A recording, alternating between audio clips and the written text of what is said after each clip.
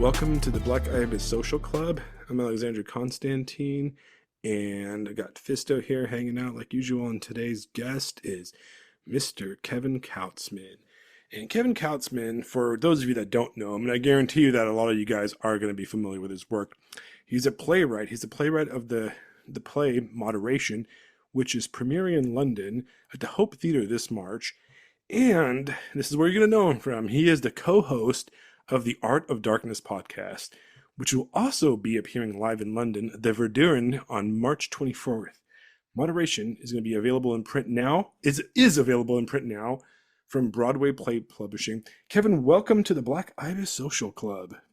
Hey, that's great. Thank you for that very kind intro. I really appreciate it. I love the name of the Black Ibis Social Club. I feel like I have like a velour jacket, like a monogram jacket and like maybe a bubble pipe, something like that. Yeah, I mean, just imagine yourself looking around, nice leather seats, strange Papua New Guinea masks made out of human teeth on the walls, your favorite cocktail, Sure. remnants of the British Empire, that whole type of thing. I'm in the corner smoking opium with floozies. Yeah, that's fantastic. That's kind of the image we're trying to set here, I like that. Yeah, like an opium den vibe.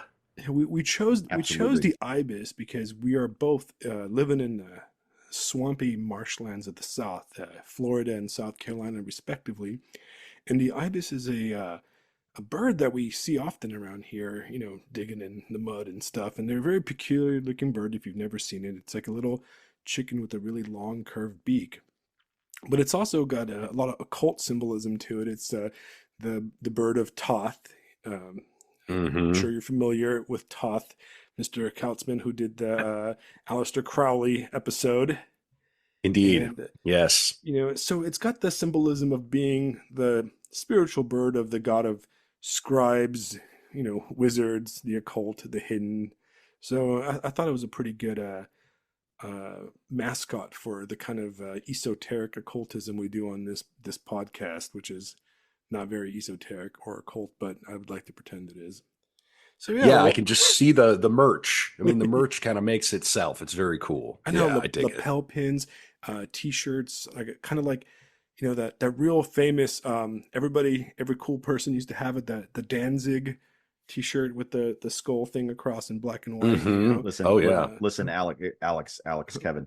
2 words: pet shop, which will then lead to the Black Ibis parrot sketch, the dead Black Ibis sketch, which won't actually be about a Black Ibis. It'll be about Thoth, and no one will realize it until they've all gone mad. Right. Perfect. And then Neil Gaiman did have that Mr. Ibis character in American Gods, but we're not allowed to talk about Neil Gaiman anymore. Who?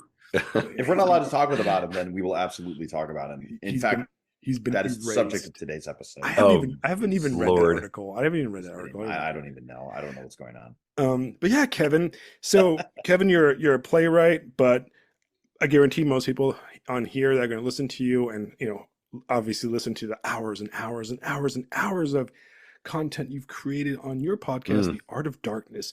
You used to do it with Brad, who was our guest 2 or 3 weeks ago, and now you have a new co-host, and she's awesome. I listened to the Coco Chanel episode that came out yesterday, I believe. And you want to tell us about The Art of Darkness? I mean, just for listeners that are not familiar with the best podcast on the freaking internet, in my opinion. Oh, that's really nice, Alex. Yeah, it's at artofdarkpod.com. It's a podcast about the dark side of creativity. So we do biographical profiles of dead artists. They have to be dead for a year before we will cover them. So, for example, the great David Lynch recently passed away. We talked about him a little bit behind the paywall, but we're not going to do the core episode, the main episode about the life of and work of David Lynch until next year, at least a year from the day of his passing. And Brad Kelly and I started this podcast in 2020. It's kind of a pandemic pod. I think it's one of the ones that survived. A lot of people, I think, started podcasts because they were trapped at home and had nothing else to do. And ours just happened to kind of work. It has this sort of sticky franchise where it's two hosts. The hosts are artists. In the case of Brad and me, we're both writers. Abby now, who took over as co-host for season 5 here, is a writer and a filmmaker. She and I are actually writing partners. We collaborate on various projects, principally like screenplays, but we wrote a radio play that you can go and listen to. It's called Basilisk. If you look up Basilisk Dark Pony Radio, you'll find that. And then we're working on another kind of micro budget film project that we're going to shoot here in Minneapolis in April. But the shtick of the show is one co-host does a thorough, research project on one of the subjects. So, for example, I'm preparing Hunter S. Thompson, right? Everybody knows Hunter S. Thompson, but No, how much do you never heard of him? Right? never heard of him, right? Who? Yeah, Who's that guy? yeah, who? Yeah. And so I've got all my books, and so I'm going to prepare Hunter, and then I will walk Abby through the life of Hunter S. Thompson over, 4 hours or whatever it is. And she gets to play kind of foil. She gets to just sort of ride along and learn and sort of plays the part of the audience. And it's this fun dynamic. And we take turns, and there's a huge back catalog with the great Brad Kelly, who left the show to go and do a podcast with Aaron Gwynn. They're doing more of like a literary focus type podcast, and but you can go and listen to the entire back catalog. It's all there and free at artofdarkpod.com. I think there are like 80 core episodes now. And then we also do these darkroom episodes where we have guests come on because they want to talk about one of the subjects we covered. And that's sort of our little like interview slash, podcast party circuit chance to bring guests on. And yeah, this is the 5th year we're doing the show, and I'm so happy that Abby was willing to come on. She and I already work a lot together, so it was a bit of a like, okay, are we going to do even more? But I guess and she just did her Chanel episode. It's sitting there behind the paywall right now. We always do the core episodes. We always give them to Patreon and Substack a week early, but then it'll go into wide release this weekend, and I just think she did a bang up job, and I learned so much about Coco Chanel, and I'm personally excited because I know Abby's going to bring a different perspective. Obviously, she's a woman. She's from New Zealand. She lives in London, and she's a filmmaker. So the picks that she's making are going to be different. And for the people who are sticking with us and are going to keep listening, I think they're going to be pleasantly surprised, even though, of course, people are sad that Brad left, but at the same time, I sort of look at it as almost like a Mystery Science Theater 3000 thing, right? A great Minnesota cultural product. And they've had all these different hosts and all of these different writers and all of these different people come and go throughout the years. But fundamentally, it's always, MST3K. And so, Art of Darkness is still Art of Darkness. And I think I want to do it indefinitely, but I would love to think that like, oh, well, who knows, 5-7 years from now, maybe I want to take a break for a year. I would love to think that I could hand the keys over to somebody who would maybe come in and then do it with Abby. Do you know what I'm saying? Like, I think the franchise of the show has legs, right. And that's that. So that's Art of Darkness. Yeah. Well, it's, for guys that haven't listened to it, it's honestly my favorite podcast. That's nice. I have two podcasts that are my must listen to on top of my my list. And whenever Art of Darkness comes on, it jumps to the top. I listen to your guys' episode as soon as it comes out. And I'm sure, like, you probably would like to hear this. I was initially skeptical when Brad left, not because because of Abby, but I was like, oh, things are changing. One of the dynamic changes, and after listening to the Coco Chanel episode, I'm on board 100%. Abby is fantastic. Oh, I'm so glad. Now, I mean, I knew Abby was pretty good, pretty fantastic, because if I remember correctly, she did the what's his name? Bolano. Bolano episode, right? Which was one of my favorite episodes. And so what I love about Art of Darkness is that you guys, first of all, you do a massive amount of research, man. And it shows. You guys really read those biographies. You probably take extensive notes. I would be curious to see your guys' notes before the episodes. You do because I take notes before our episodes here, but here we're aristocrats at the Black Ibis Social Club, we can't bother too Hmm. much. And I usually cover maybe like 1 out of my 10 notes. And sometimes I can't even read my own writing because I don't bother with, that kind of stuff, right? I should hire an assistant to take notes for me. But Mm. no, but No, no, you no. guys, Simply have your manservant take care of it, sir. I know. And it's just like, ugh, like notes. Wait, I'm gonna pop a can open real fast. Delgado, come here. We have a job for you. Yeah, yeah, we definitely. But you guys do a massive amount of research, and I think you do such a oh, you can hear my drink bubbling in my microphone. It's crazy. You Amazing. guys do such a fantastic way of making these artists and writers and playwrights and filmmakers. You do it in a very non-academic way, which is a really good thing Mm. because Mm. you can take a course on some of these writers you guys have covered and or like even listen to like one of those audible great courses type things, and they're kind of boring, they're kind of not engaging, but you guys make these topics very engaging. And you've done two fantastic things. One, you've covered some of my favorite artists of all time. I mean, you got Junger, you had Mm. my favorite episode. I told Brad this is, and he was surprised by it. Was the Lucille Ball Desi Arnaz one because I Oh feel, yeah, the one that Brad did with his wife. Yeah, yeah, fun. yeah, that was, I don't know. I'm just a big Lucille Ball Desi Arnaz guy. If nobody knows that about me, but I loved that one. But you guys covered all these Junger. You covered so many great amazing writers, like the big name stuff.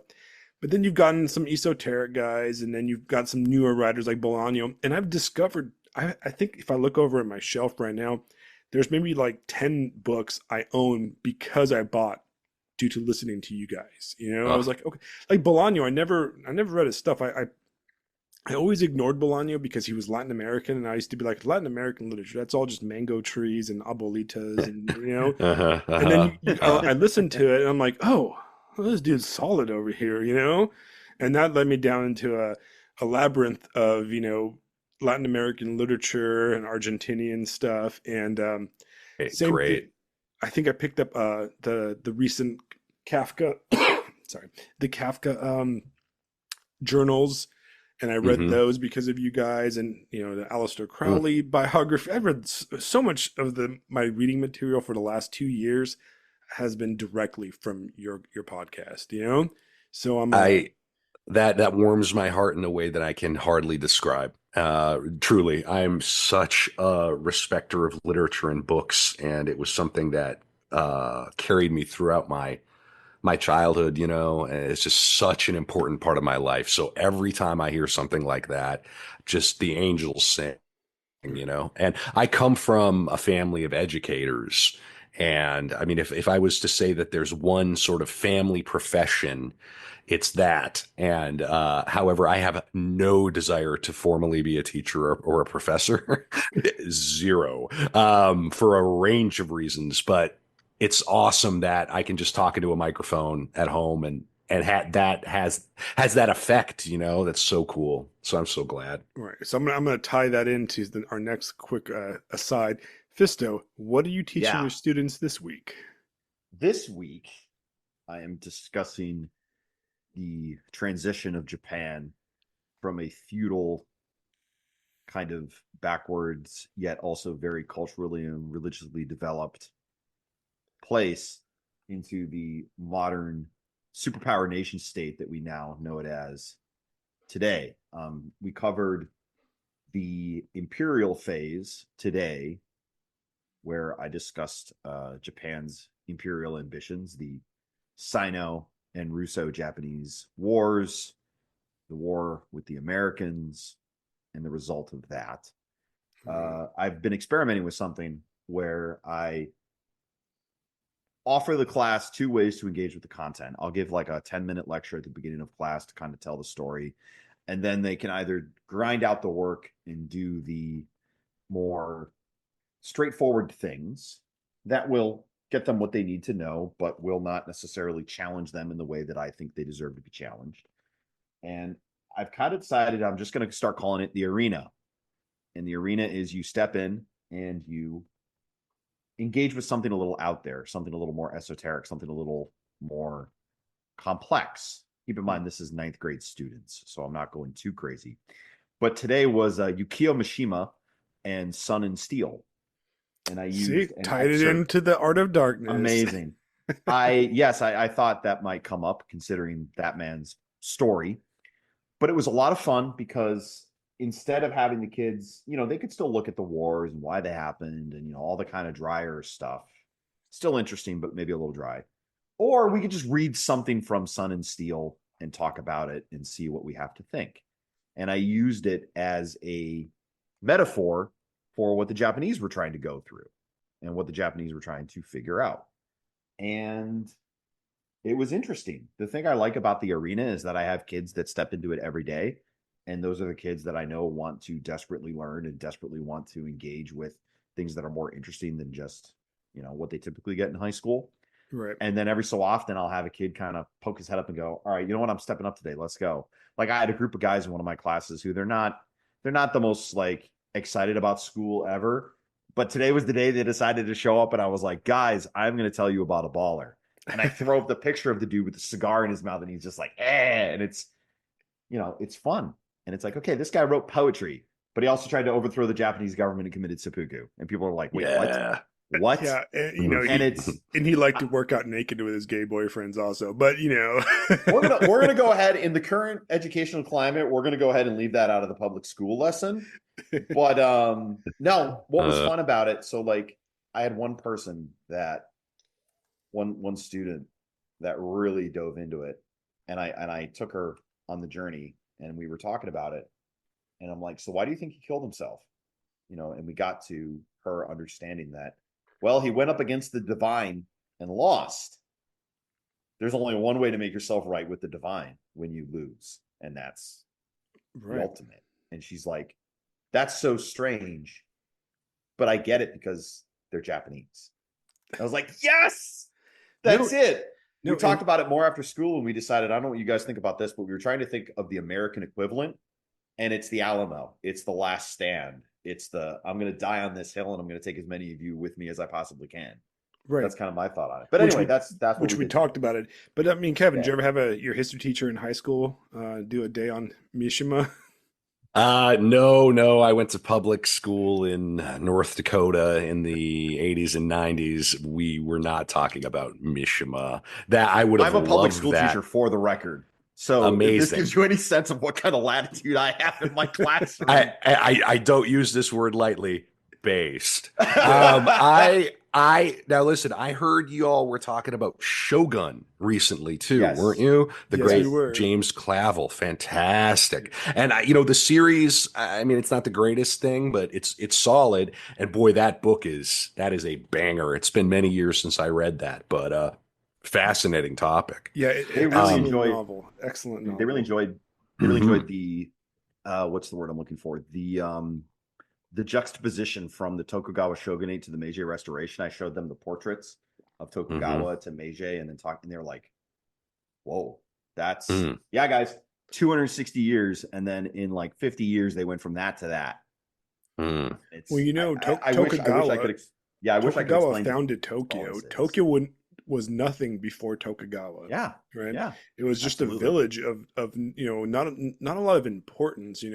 At that time, Kyoto was a lot more important.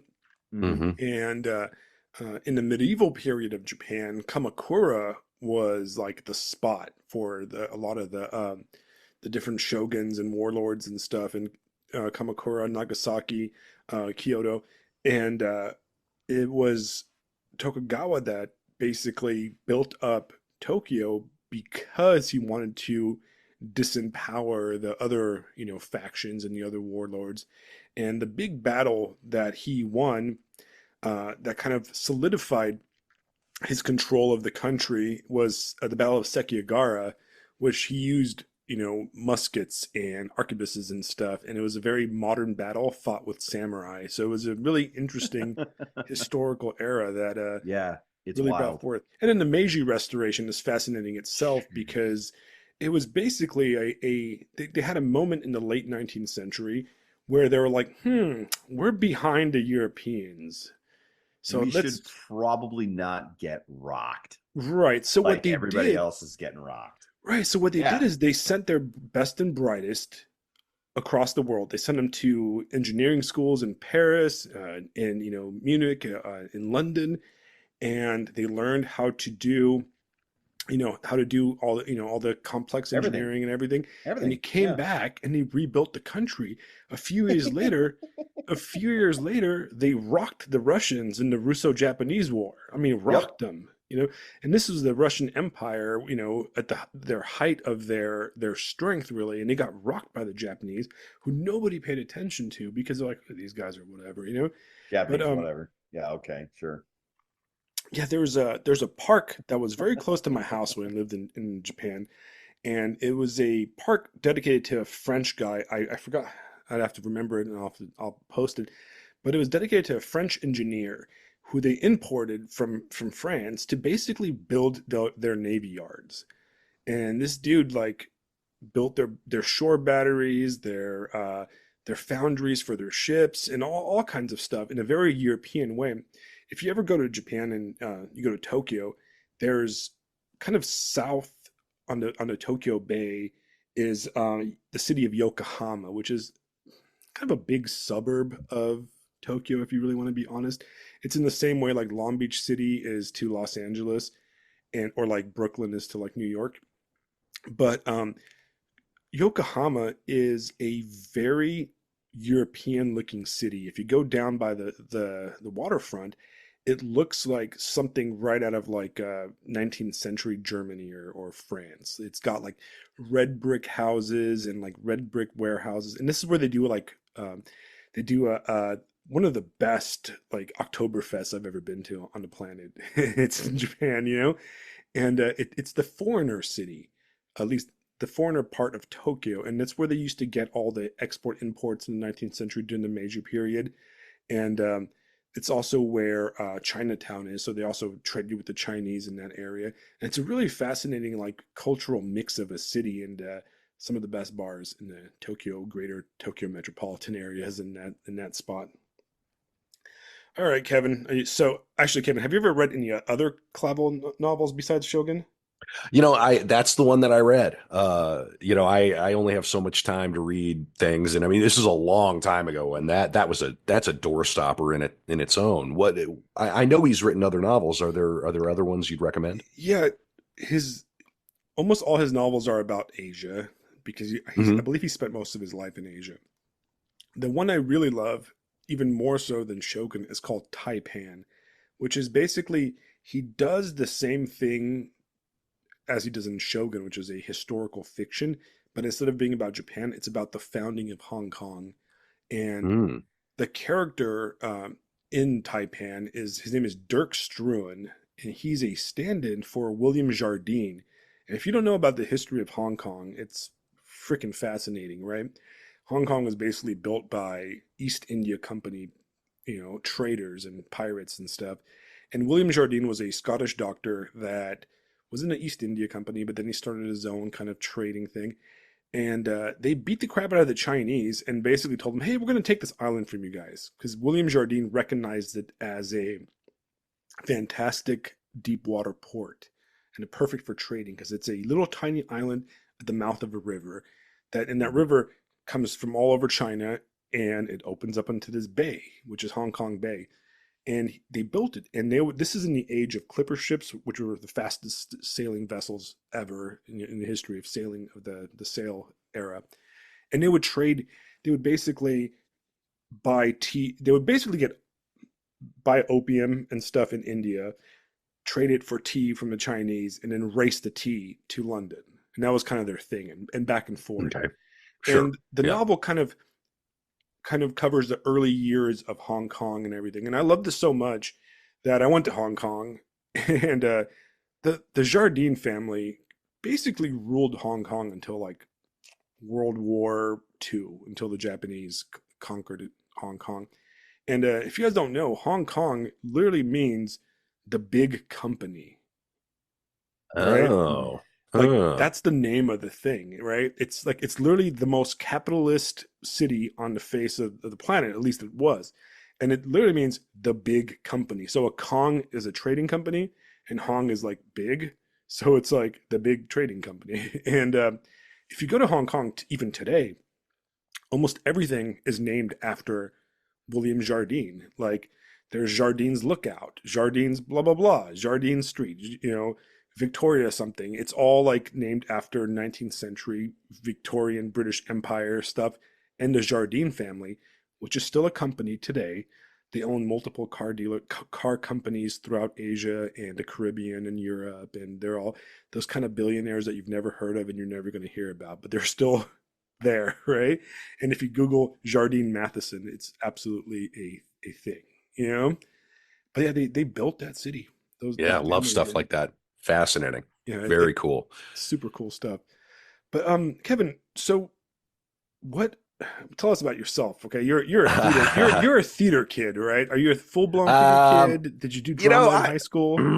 I mean, I was backstage in high school. It's weird. It's like I don't know if I consider myself a theater kid. Obviously, that's become a pejorative and rightly so, right? Because we've just managed to extract ourselves from theater kid occupied government.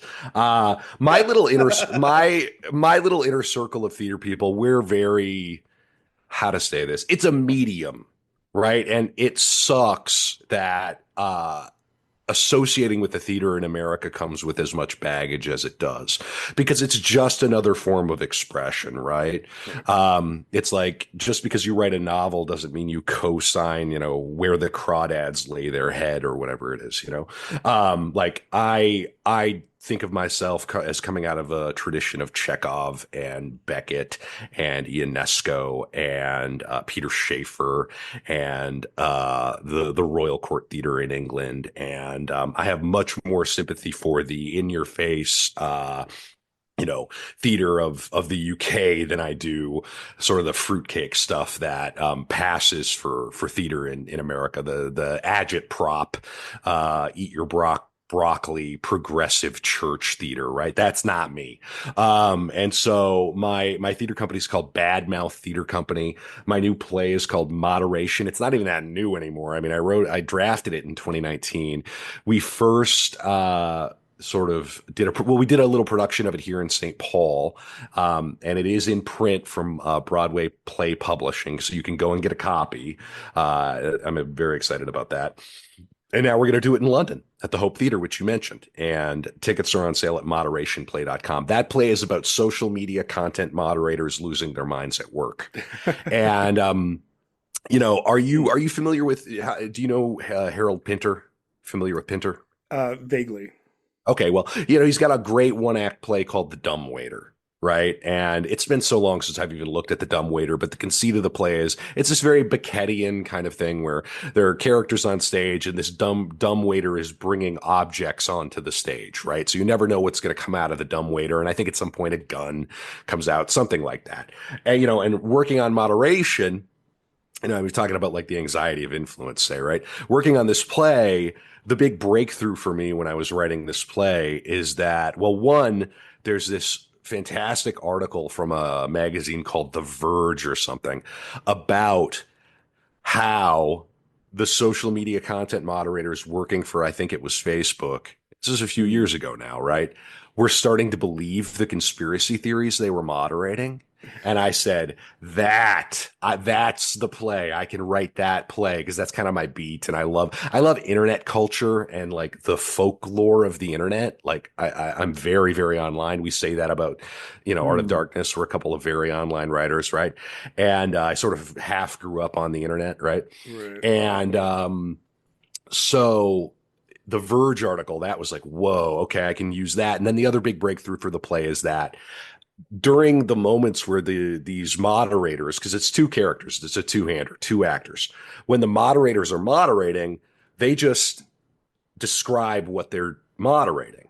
I am a social media content moderator. I am watching XYZ. I am seeing this, right? When I came up with that kind of conceit, that broke the play wide open because it allowed me to use the power of the theater, which is sort of the agreed upon make believe, right? To use language to create this entire world, and I'm so excited. Yeah, it's gonna be fun. It's at the Hope Theater, like I said, and tickets are at moderationplay.com. Yeah, there you go. That sounds awesome. I wish I could get out to London. Are you ever going to bring it to the United States? Well, I mean, we did the production in St. Paul. If let's hope the reviewers are sympathetic in London. I mean, as honestly, I don't care. But the fact of the matter is if we can get some good reviews, then we can sort of try to parlay that into a production in New York. Either way, I think I need to do a production of it in New York City. But if it's very well received in London, then that will help a lot. And if anybody's in New York City and wants to help produce or co-produce a play, I am not hard to find. You can email artofdarkpod@gmail.com and I'm easy to find online.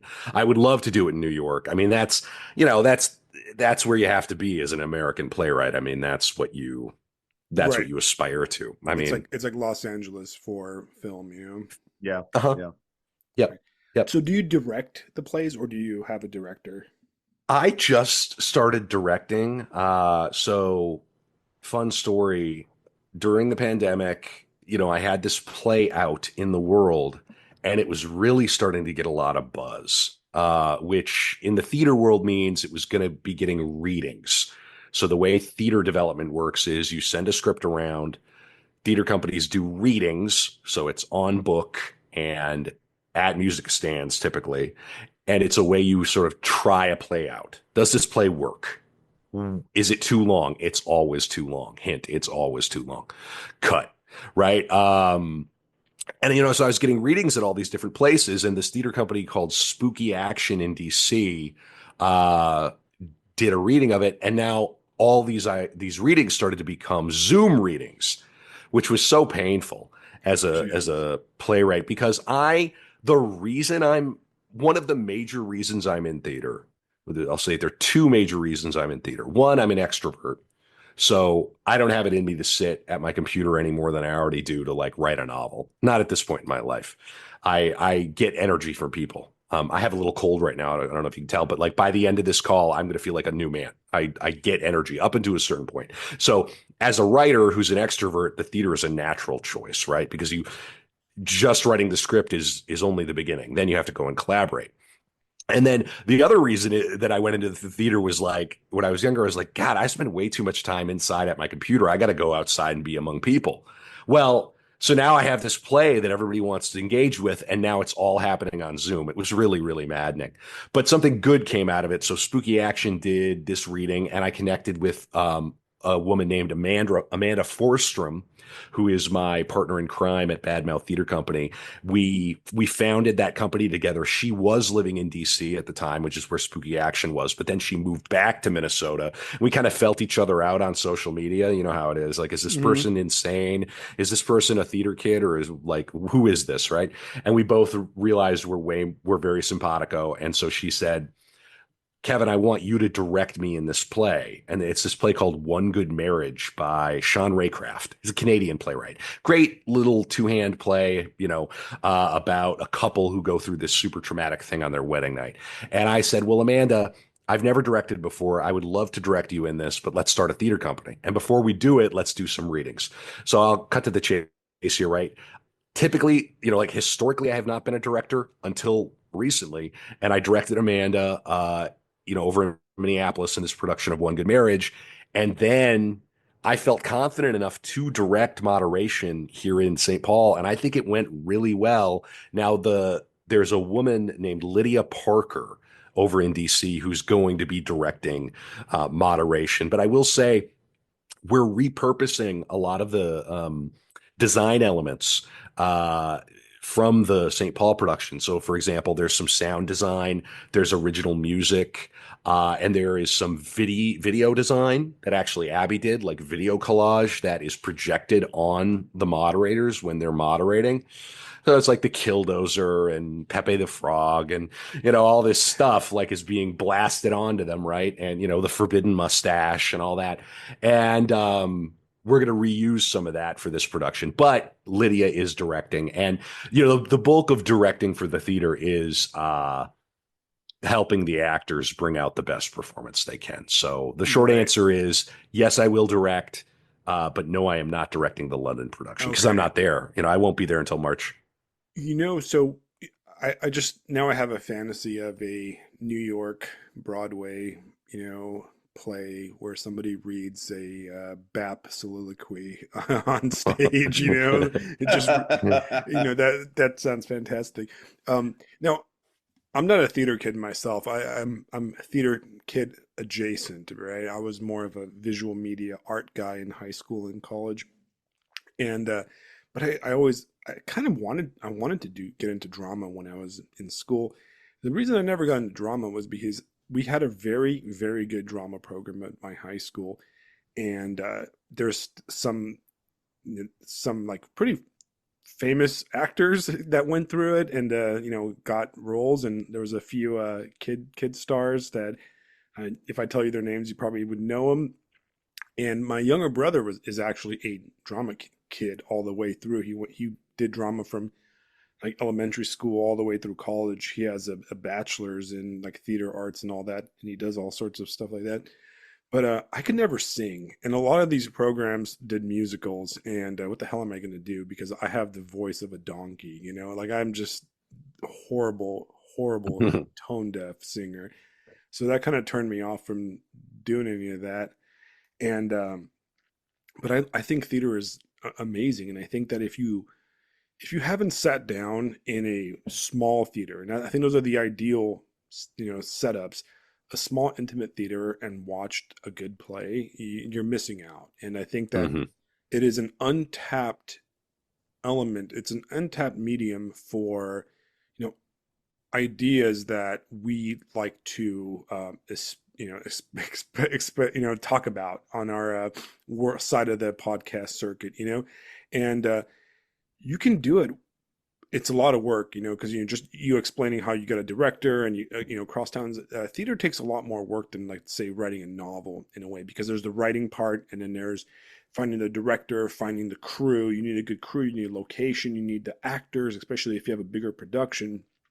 And sometimes it's just about luck and just the magic of stuff coming together, I think, which is the same for film or any of the complex art mediums that like require multiple people, like complex art pieces like this podcast, for example. It requires a lot of coordination and synergy between me and Fisto to put such a fantastic product out, right?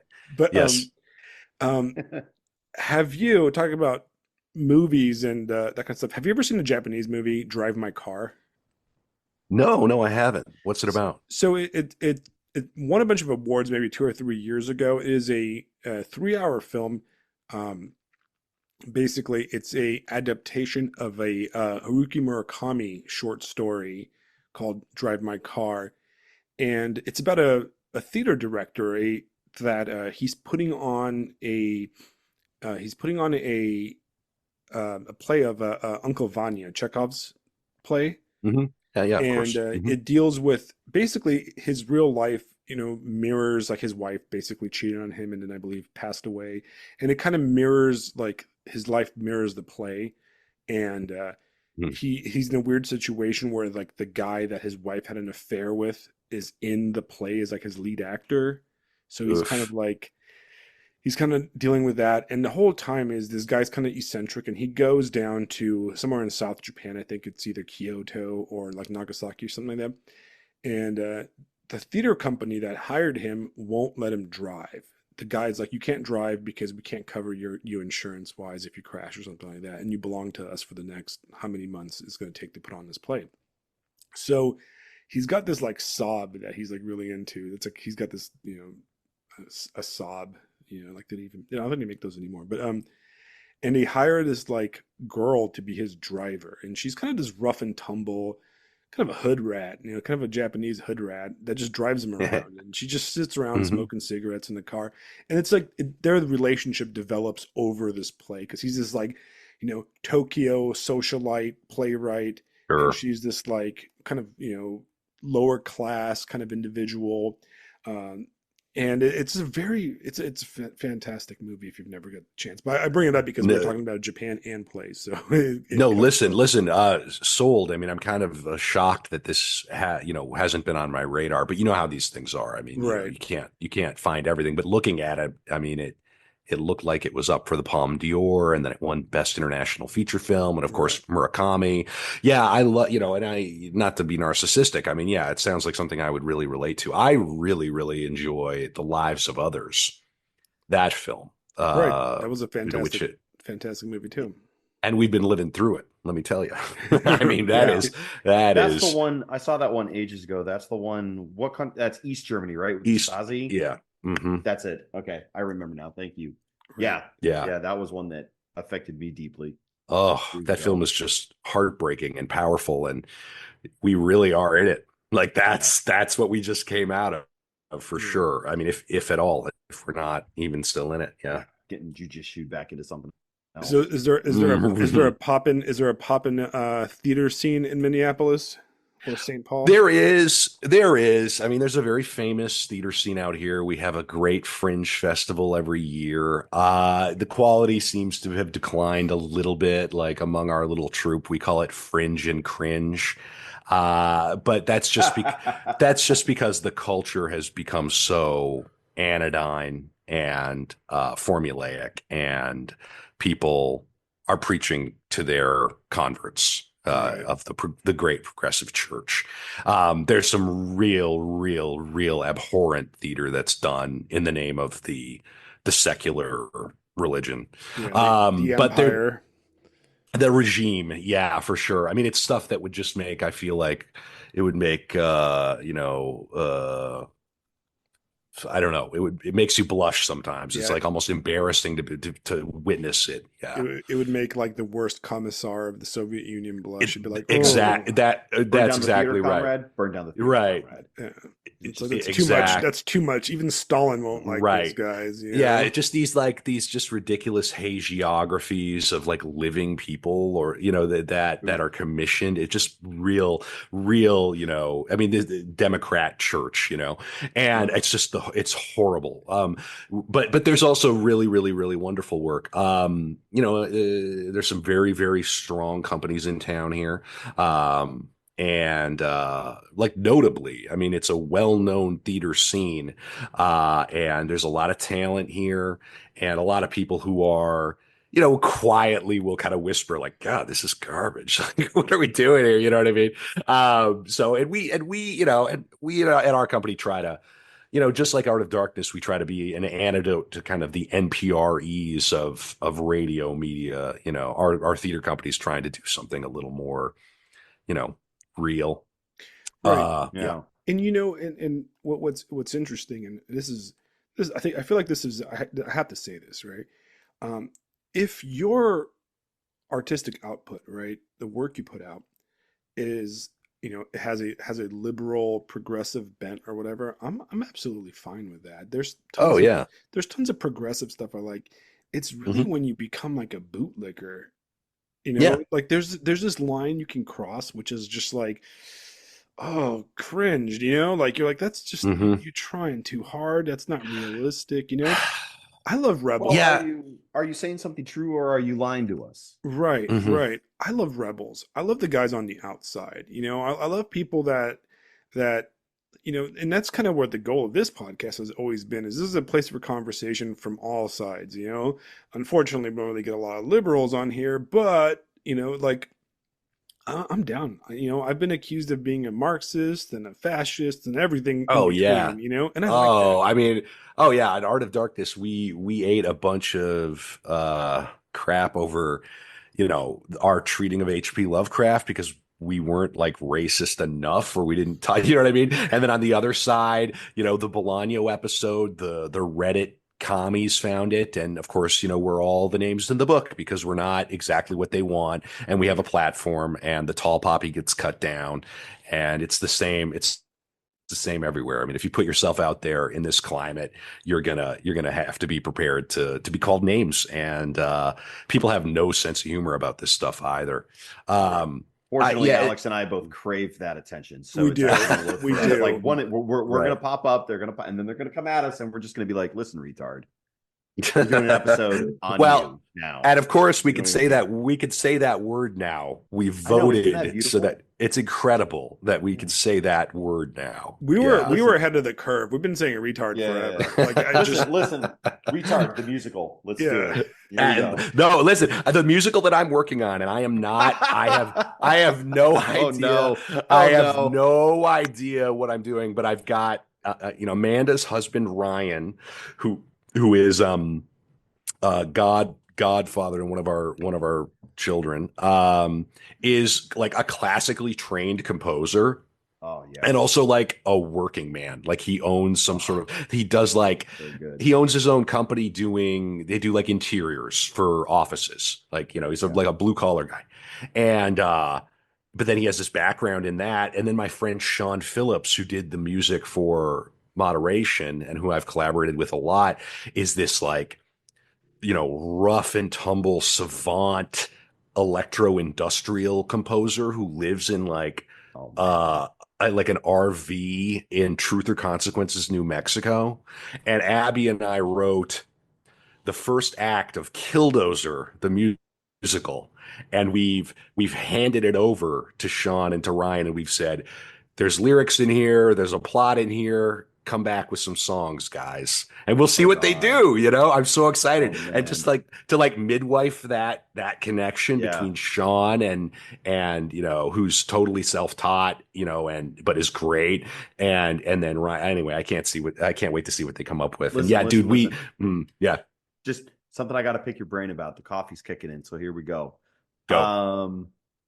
I live in a small rural town, and I'm surrounded by farmers. Right, I got one kid in my class who is legitimate horse wrangler. Like she comes to school to get the credential, and then she goes home and literally breaks horses, and she's 15 Yep. years old.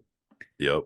Like I want to know your perspective and your view on nudging these people in the direction of I break horses, but I'm also an accomplished jazz flautist. Yeah. Just the Jeffersonian ideal updated Right. for the 21st century. That's Mhm.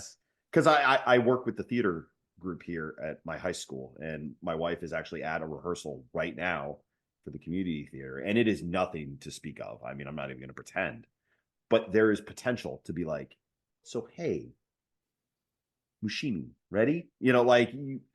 So how do I help when these kids get out of here and they go to school and they go do whatever their lives are? How do I get them going in the right direction where they make not retarded art?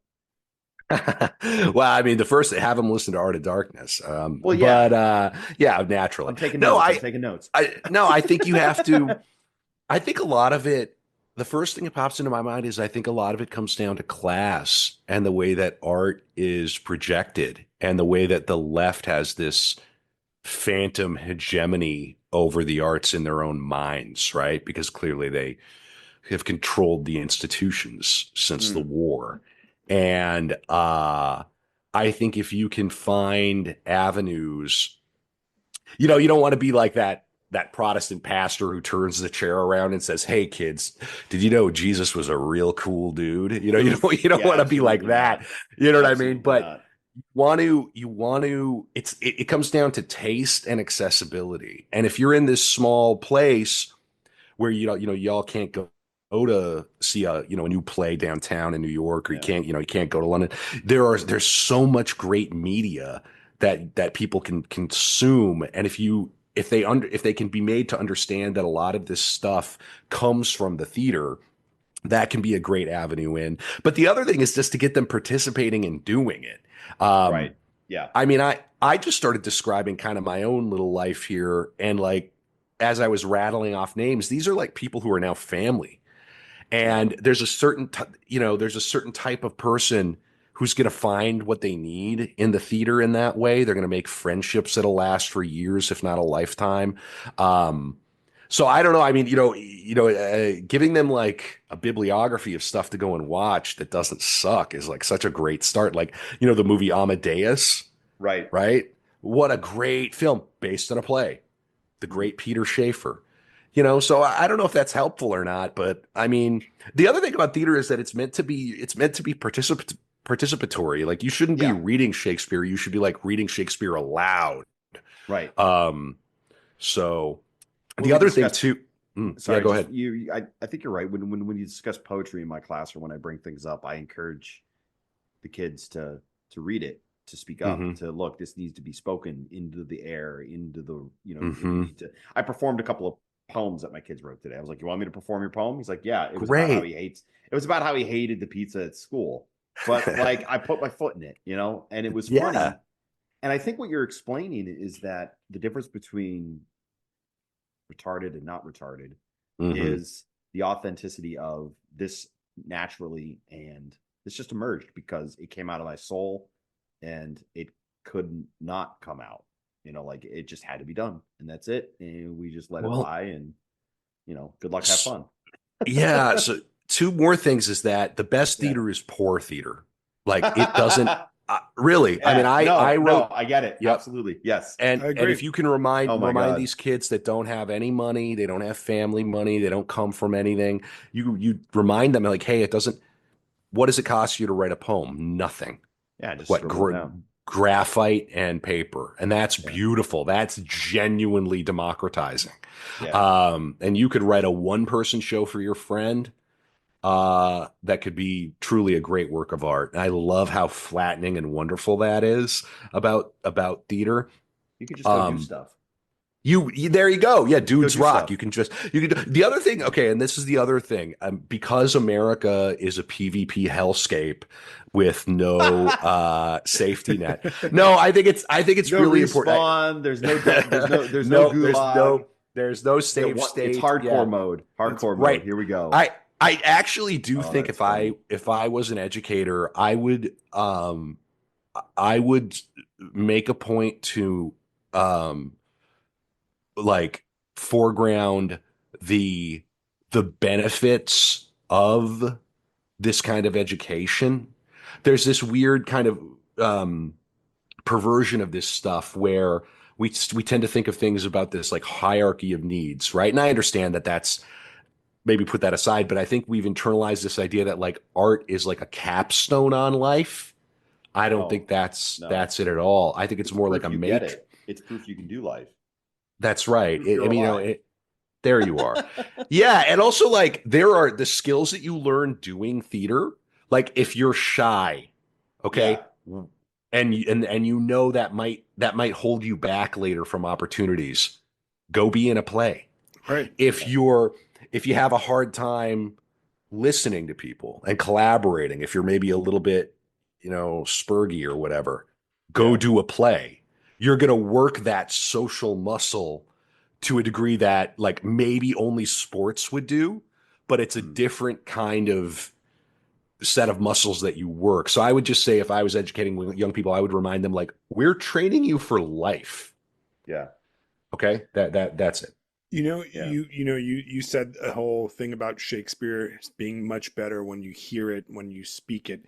And that statement's a cliche now. I've heard it a lot of times, but I actually experienced it firsthand. In high school, I took a British literature AP course, and before I took the course, I liked Shakespeare because I liked it in an academic sense. I was like, oh, it's cool, it's Shakespeare. You have to like it. It's academic, And one of the plays we covered Hamlet, and what the teacher had us do is she had us basically all take on one of the characters, and then instead of reading it, we acted it out in class. And I was that. I'm remembering my own experience right now. Right, yeah, and I was Hamlet, right? And as I'm reading Hamlet, I'm reading his lines. I realized, oh, this motherfucker's crazy, right? Like that's how I have to read it. I have to read it like he's unhinged or he's pretending to be unhinged, Yeah. And I was like, this is awesome. And it clicked. It went from being an academic thing that you just read Shakespeare in the same way you read Plato because you have to read it because, it's a critical part of your literary development. But it clicked. And I was like, oh my God, like I get it. Like this is contemporary, even though it was written a few hundred years ago, like I got it. And felt so cool because I felt like I was like the super smart guy because later after we finished reading the whole thing, we watched the Mel Gibson version of Hamlet on a VHS tape on the little class thing, right? And he plays Hamlet crazy as fuck too, because Mel Gibson's crazy. Your baseline It's a crazy. crazy white boy. Right. And I was like, wow, I got it. Like it clicked for me, I'm like, I got the essence just by reading it aloud, which I did not when I was reading it, just on paper. And I thought that was like such a truthful thing. The other thing that's interesting is that I think we live in a golden age right now, or we're entering a golden age where a lot of the barriers of entry towards creating art are coming down. And what I mean by that is that our handheld technology, like our cell phones, digital equipment, and that kind of stuff, has developed to the point and become cheap to the point where a group of high school kids can pick up, 4K digital cameras and film a movie, that has exceptionally high quality on their freaking iPhones and edit it in really high tech equipment, software that, would blow out the water, the kind of stuff they had in the 90s or definitely in the 80s and 70s and that kind of stuff. And that stuff is all available. You can buy all that stuff and you can buy it relatively cheap. So the indie film scene, if your kid wants to be a director, well, fuck, dude, go direct. Go buy a camera for, $400 or whatever.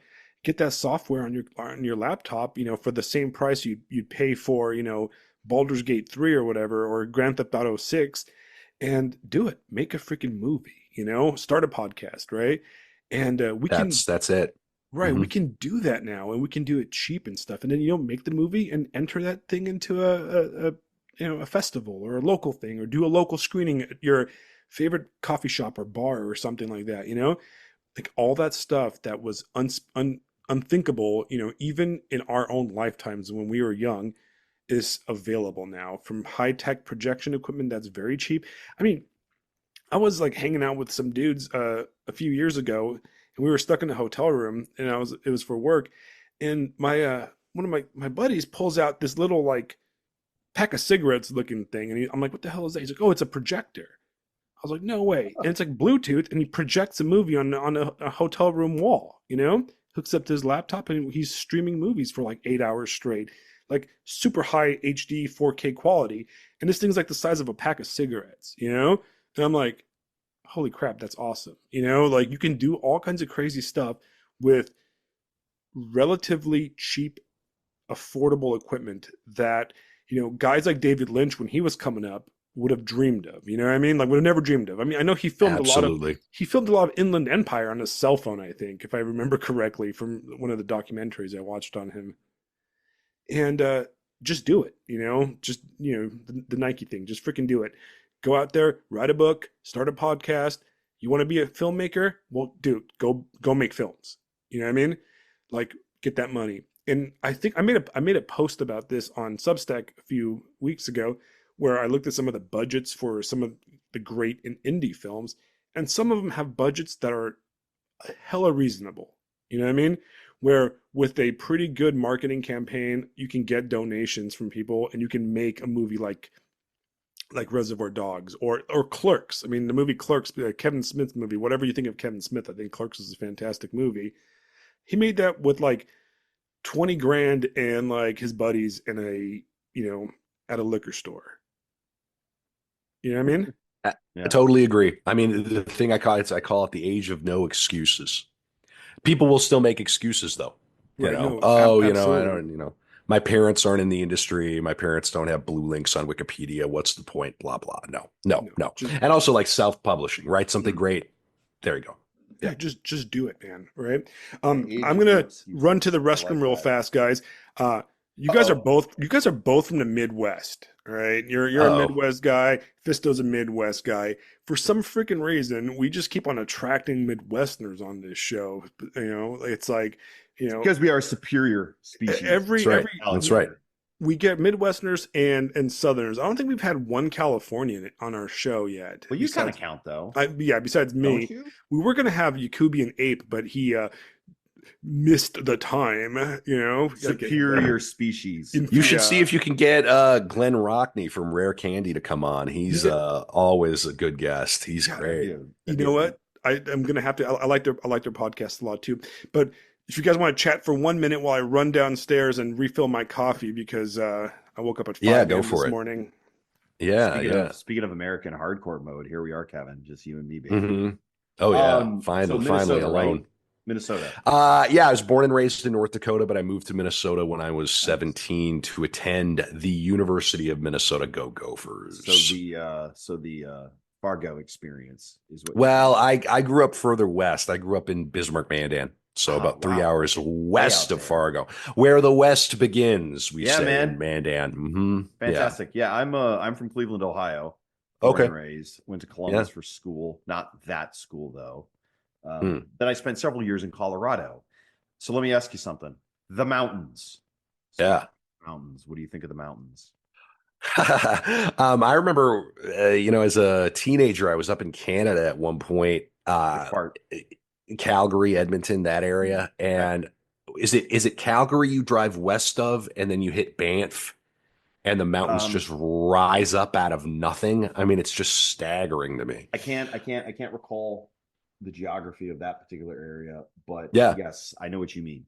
Sure. I mean, it's beautiful. I have the Faustian spirit, of course, as a German Irish cradle Catholic, born and raised in the Dakotas, North Dakota. I mean, the state that I come from, it could not be flatter until you get out west toward the Badlands.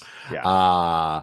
So I have a real appreciation for the how to say this, just the peace and the quiet that I was brought up in and around. The desolation. There's a great on numerous fronts. There's a great poem. Can I read you a poem? Of course. Fisto? Yes. Okay. Yes. It's a great short. Yeah, the boys read poems to each other while Alex goes to the bathroom.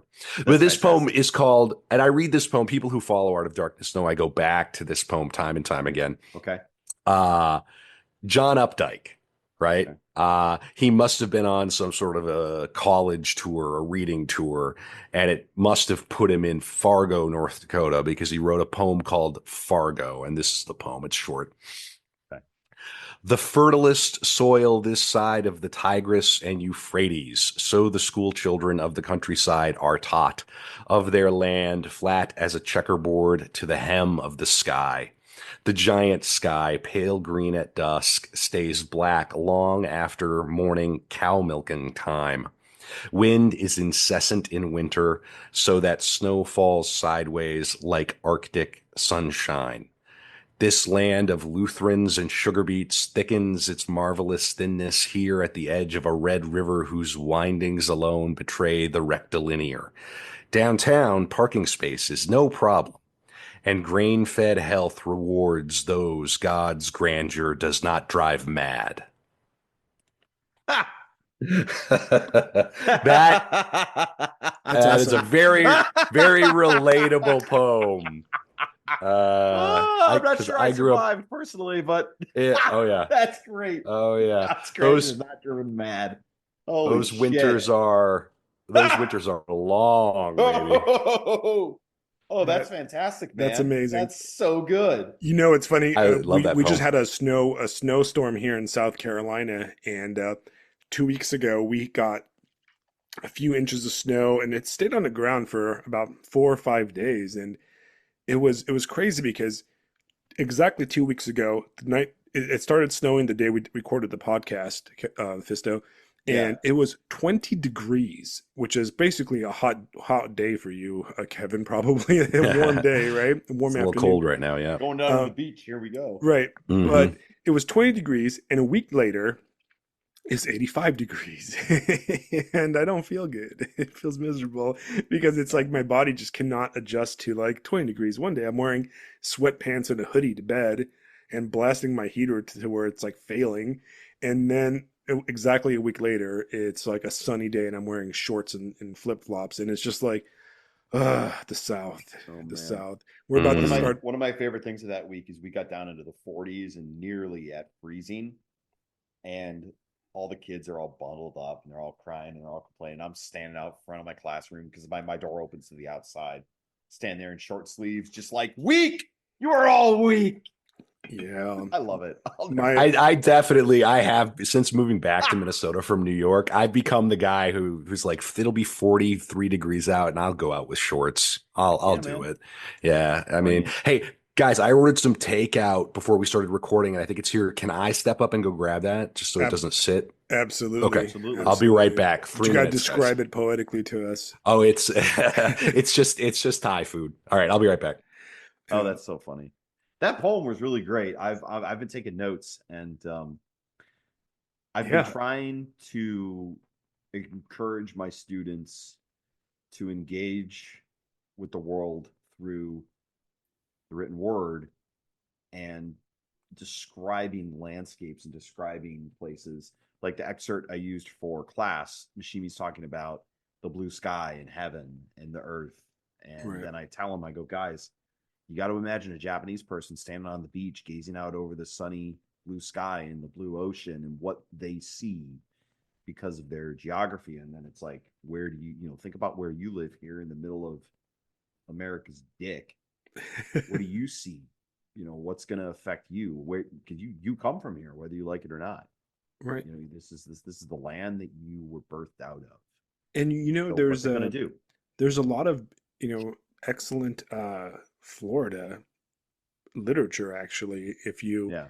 want to get them involved in that. I mean, you can say that Hemingway is a very Florida author. He spent a Oh lot of yeah. time in the Key West, right? Yeah. Then Yeah, Um, yeah, you Tennessee did. Hmm. Williams, Hmm. and those guys. what was Start it? there. What was his name? Who wrote? Was this 60? What's it? Something in the Shade? It's an '80s book. Who wrote that novel?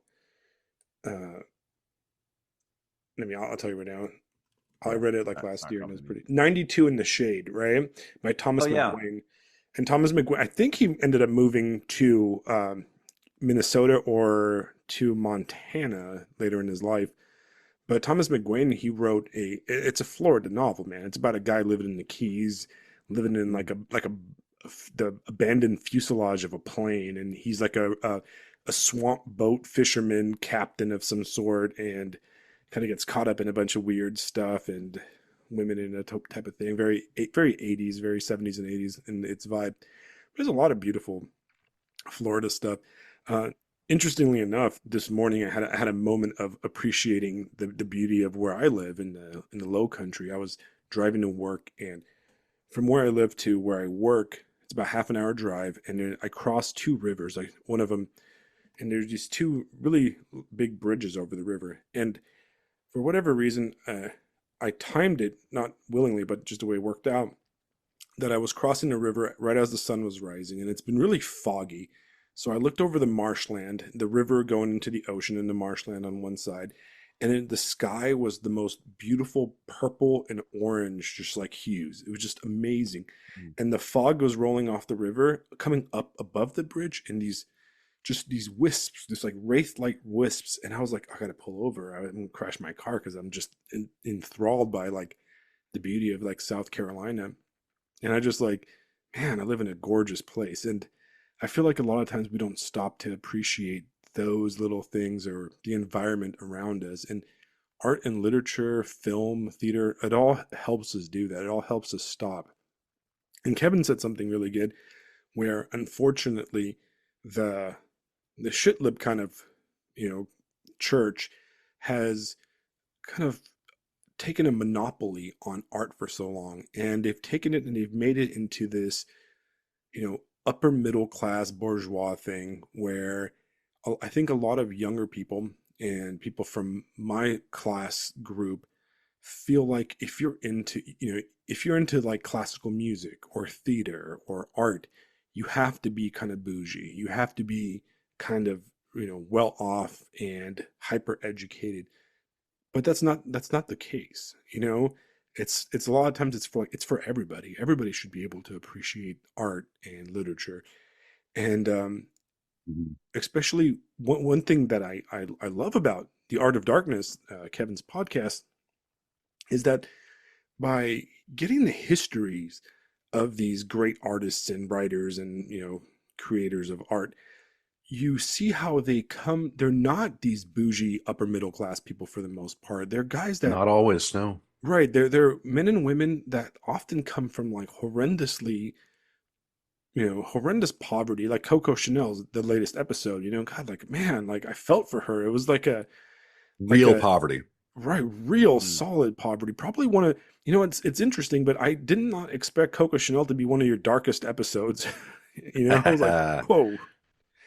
Yeah, I was shocked when we got to the business about the suit and Jackie Kennedy. I had no idea, and that connection is just so intense.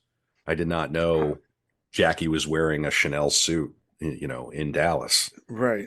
That's wild. Yeah, And crazy. it's crazy how like this little girl born at the end of the 19th century, basically to a deadbeat dad, Yep. mom dies, gets abandoned by her dad, gets put in a fucked up weird orphanage run by like, nuns, and she ends Her up her older sister commits suicide. right, and she ends up being the most famous like fashion designer that inspired and basically set the fashion industry of, kind of set the tone for the 20th century when it comes to fashion. This is certainly for women to change the way that women dress to Right, to this day. Yeah, and never mind the perfume. I mean, her name is synonymous with perfume. Yeah, what a story. right. You know. And Yeah, you take all, she I beg your pardon. She just happened to sleep with the head of intelligence for the Third Reich too. So there's that. right, right. Outstanding. Yeah, I mean, yeah. What a Power life. move. Power move. Yeah, yeah. Really. Yeah. Talk about a boss move. Holy moly. I wonder if those people that stop driving Teslas are going to stop using Chanel products.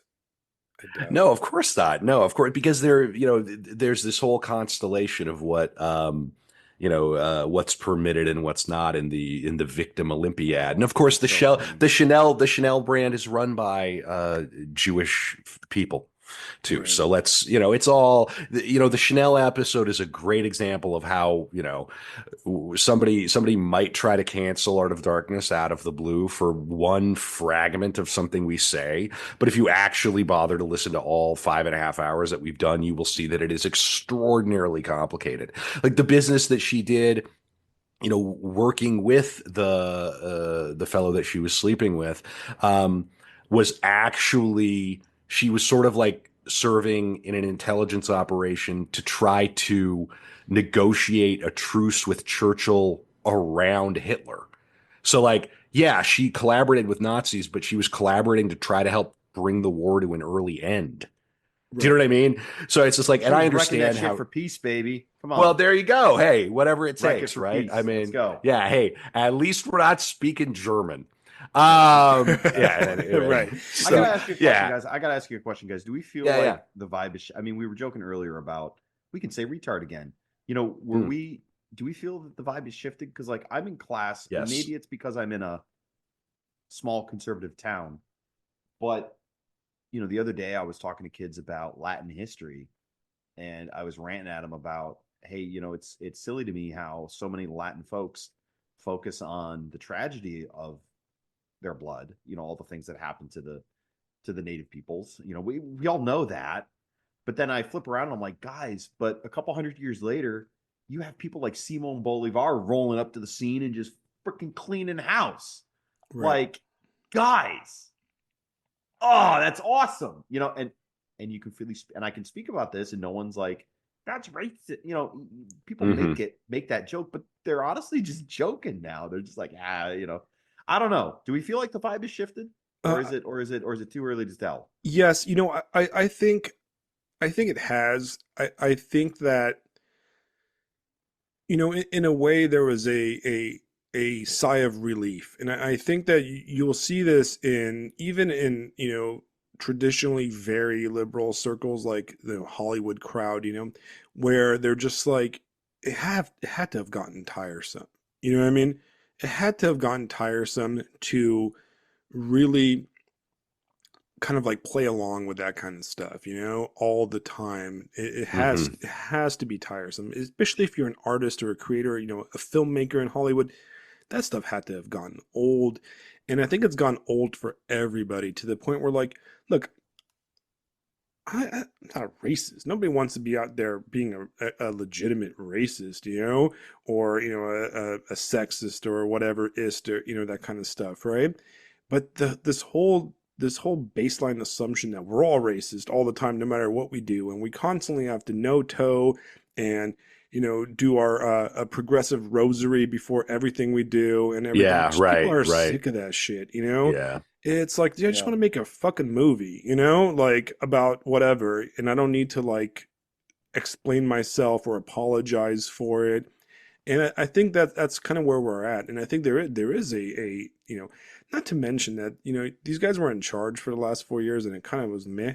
After all this big talk and everything, it was kind of like, oh, that's what you guys have to offer. That's all. That's Yeah, Nothing. all. if you're gonna steal an election, you better govern well. Yeah, you got to do something. But it was completely dull and uninspiring. Legitimacy And is still a thing. you know, Mhm. there is a vibe shift, and here's where the vibe shift is. And I was listening to Dave, the distributionist, or I don't know how he goes by now, but Dave Green, and he had a very good point on his last stream, and it's something I've said too. It's that for the first time in my life, and I'm 41 years old, for the first time in my life, it's uncool to be on the left, right? Mm, And that is a huge yeah. vibe shift because every even when the conservative, quotation marks, right was ascendant in the George Bush eras, right? And flag waving, early Iraq War, Afghanistan War era was it was still not cool, right? Nobody was like, because we were in high school when all that stuff happened. We were in high school, college when the height of Bush-isms was going Yeah. on, Bush was right? never cool. It was Bush never was never fucking cool. cool to be right No, wing, not okay? fucking Like you cool. were literally a dork with a bow tie if you were The a right last wing. name is literally feminine pubic hair. He's never Right. gonna be cool, guys. Like the cool guys that were like cool, but they kind of wanted to be on the right were like libertarians, because there was that joke that a libertarian is a conservative that wants to be invited to liberal girl parties, and Yeah, yeah, yeah.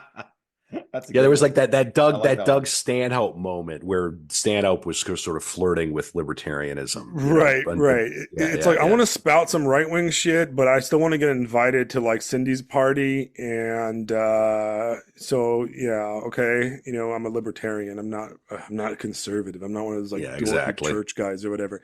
So it was never cool to be on the right wing, and but now I think it is. All right, I think that look. The truth of the matter is that when it comes to politics is 10% true believers on all sides, or the ideological or the intellectual kind of believers in a policy or ideas or some, the theory behind it. And the rest is people that just kind of go along with it, right? And the majority of people go along with what's cool, all right? What's going to give them uh, social cred, status, that type of thing. And especially in worlds like theater or film or Hollywood scene or the literary world of like New York publishing houses and stuff, you don't want to be seen like that weird conservative dude that goes to like the born again tent revival. That's just not cool. um we've made fun of those guys our entire lives, our entire every television show, every movie I'm picks on thinking those of guys. You don't I'm want to thinking be of that guy. I'm thinking of the last debate club where the slang that my kids uses. Yeah, that's the Ben Shapiro right there. That's that kid. And it's like Right, it's a they're ripping on him. right. It's not a compliment. Right, exactly. You don't want to be those guys, right? So of course everybody's a liberal, but now, because they've literally shat the bed for the last 4 years, nobody wants to be a Joe Biden. You know what I mean? They're not cool. No matter even the massive billions of dollars or millions of dollars that like Kamala Harris spent to bring out Beyonce and all that shit. instead of Beyonce making her look cool, it was the other way around. Like Beyonce looks lame, and Right? that's They became a black hole of cool. Yeah, right, they're right, so bad. Yeah, right, because evil is uncool. It's not Mm. cool to be pure evil right, and to be and to like raw government. Where right, when did that crazy Mm. pills? And they're starting to unwind that funding. We're finding out, of course, day by day here that it's It's all bullshit. totally It's all the bullshit. turfed. Yeah. We right, all know it. We all know it's American Pravda. We all know right, Politico is full of shit. We all know that all of these celebrities are full of shit, that Hollywood is full of shit, that they don't care about us, and that it's crazy. I mean, I think it was maybe Nick Land who said it's like on Twitter, I'm going to ad lib this or sort of, whatever sort of, and anyway, he said something to the Paraphrase. effect of, yeah, paraphrase. Thank you. Um, he said something to the effect of, it's a white pill knowing how much money and how much propaganda has gone into keeping America the way that it has been. Because when that goes away, it's going to be a flood. right, And I right. think that we're like right at the beginning of the flood because, and then the other thing is, it's like you were saying, Alex, it's fucking exhausting. It's exhausting to walk on eggshells in every social situation. Right. Circle story time, kumbaya pronoun time is exhausting. Their language is exhausting. And maybe you could tell, I've never held space for anyone. I'm Right. never going to hold space for anyone. All of that HR, Harridan, dare I say, longhouse language. The other fun thing about what's happened, because the vibe has shifted so totally, is there are going to be the true believers who are going to hang on to all their language, and they are going to out themselves constantly. So you can just roll your eyes, look away, and you don't have to participate in their stupid games anymore. Right. It's a I think that's relief. the thing. I think that's the thing that stands out to me so much is that not just we're no longer obligated to participate. Everybody else agrees we are no longer obligated to participate. It's just shut up, retard. No. Yeah. Nope. Yeah. Yeah. Like, Shutting it no, down. no. Don't even Okay. care. The Don't even care. democratically elected president of the United States is not Mustache Man. Okay. Like, come on. Red card, violation of the 1935 to 1945 rule.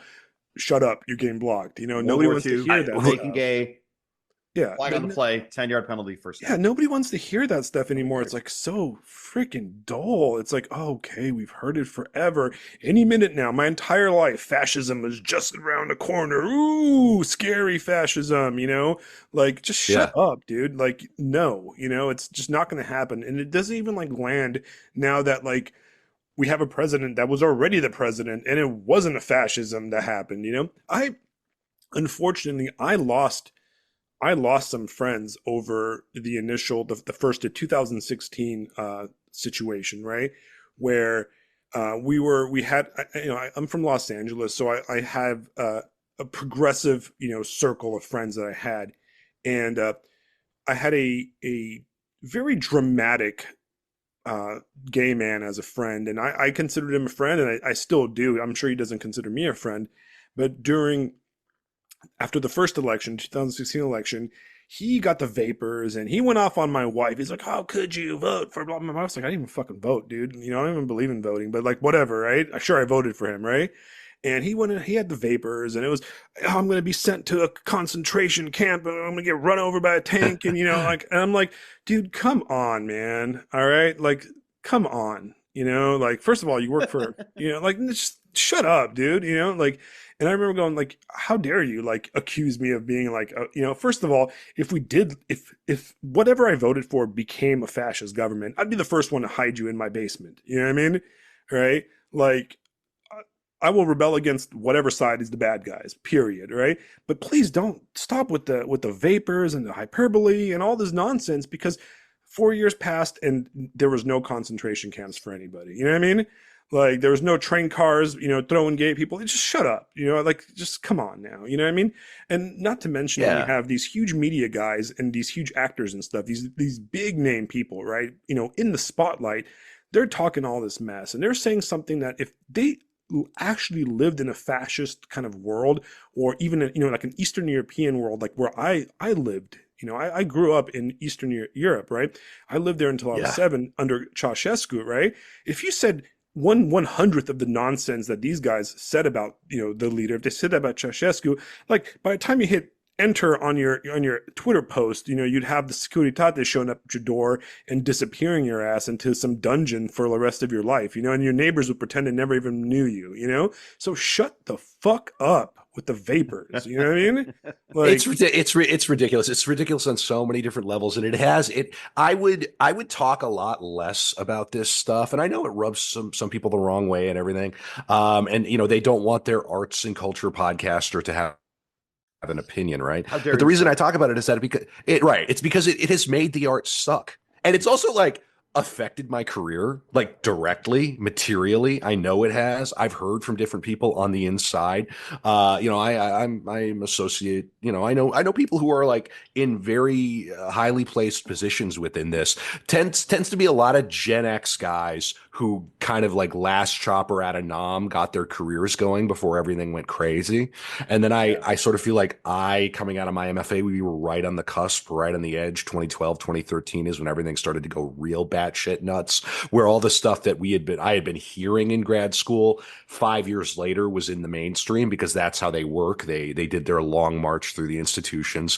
They educate their apparatchiks at the better universities, and then they send them out into the world to take over. I mean, that's what it is. Let's not pretend.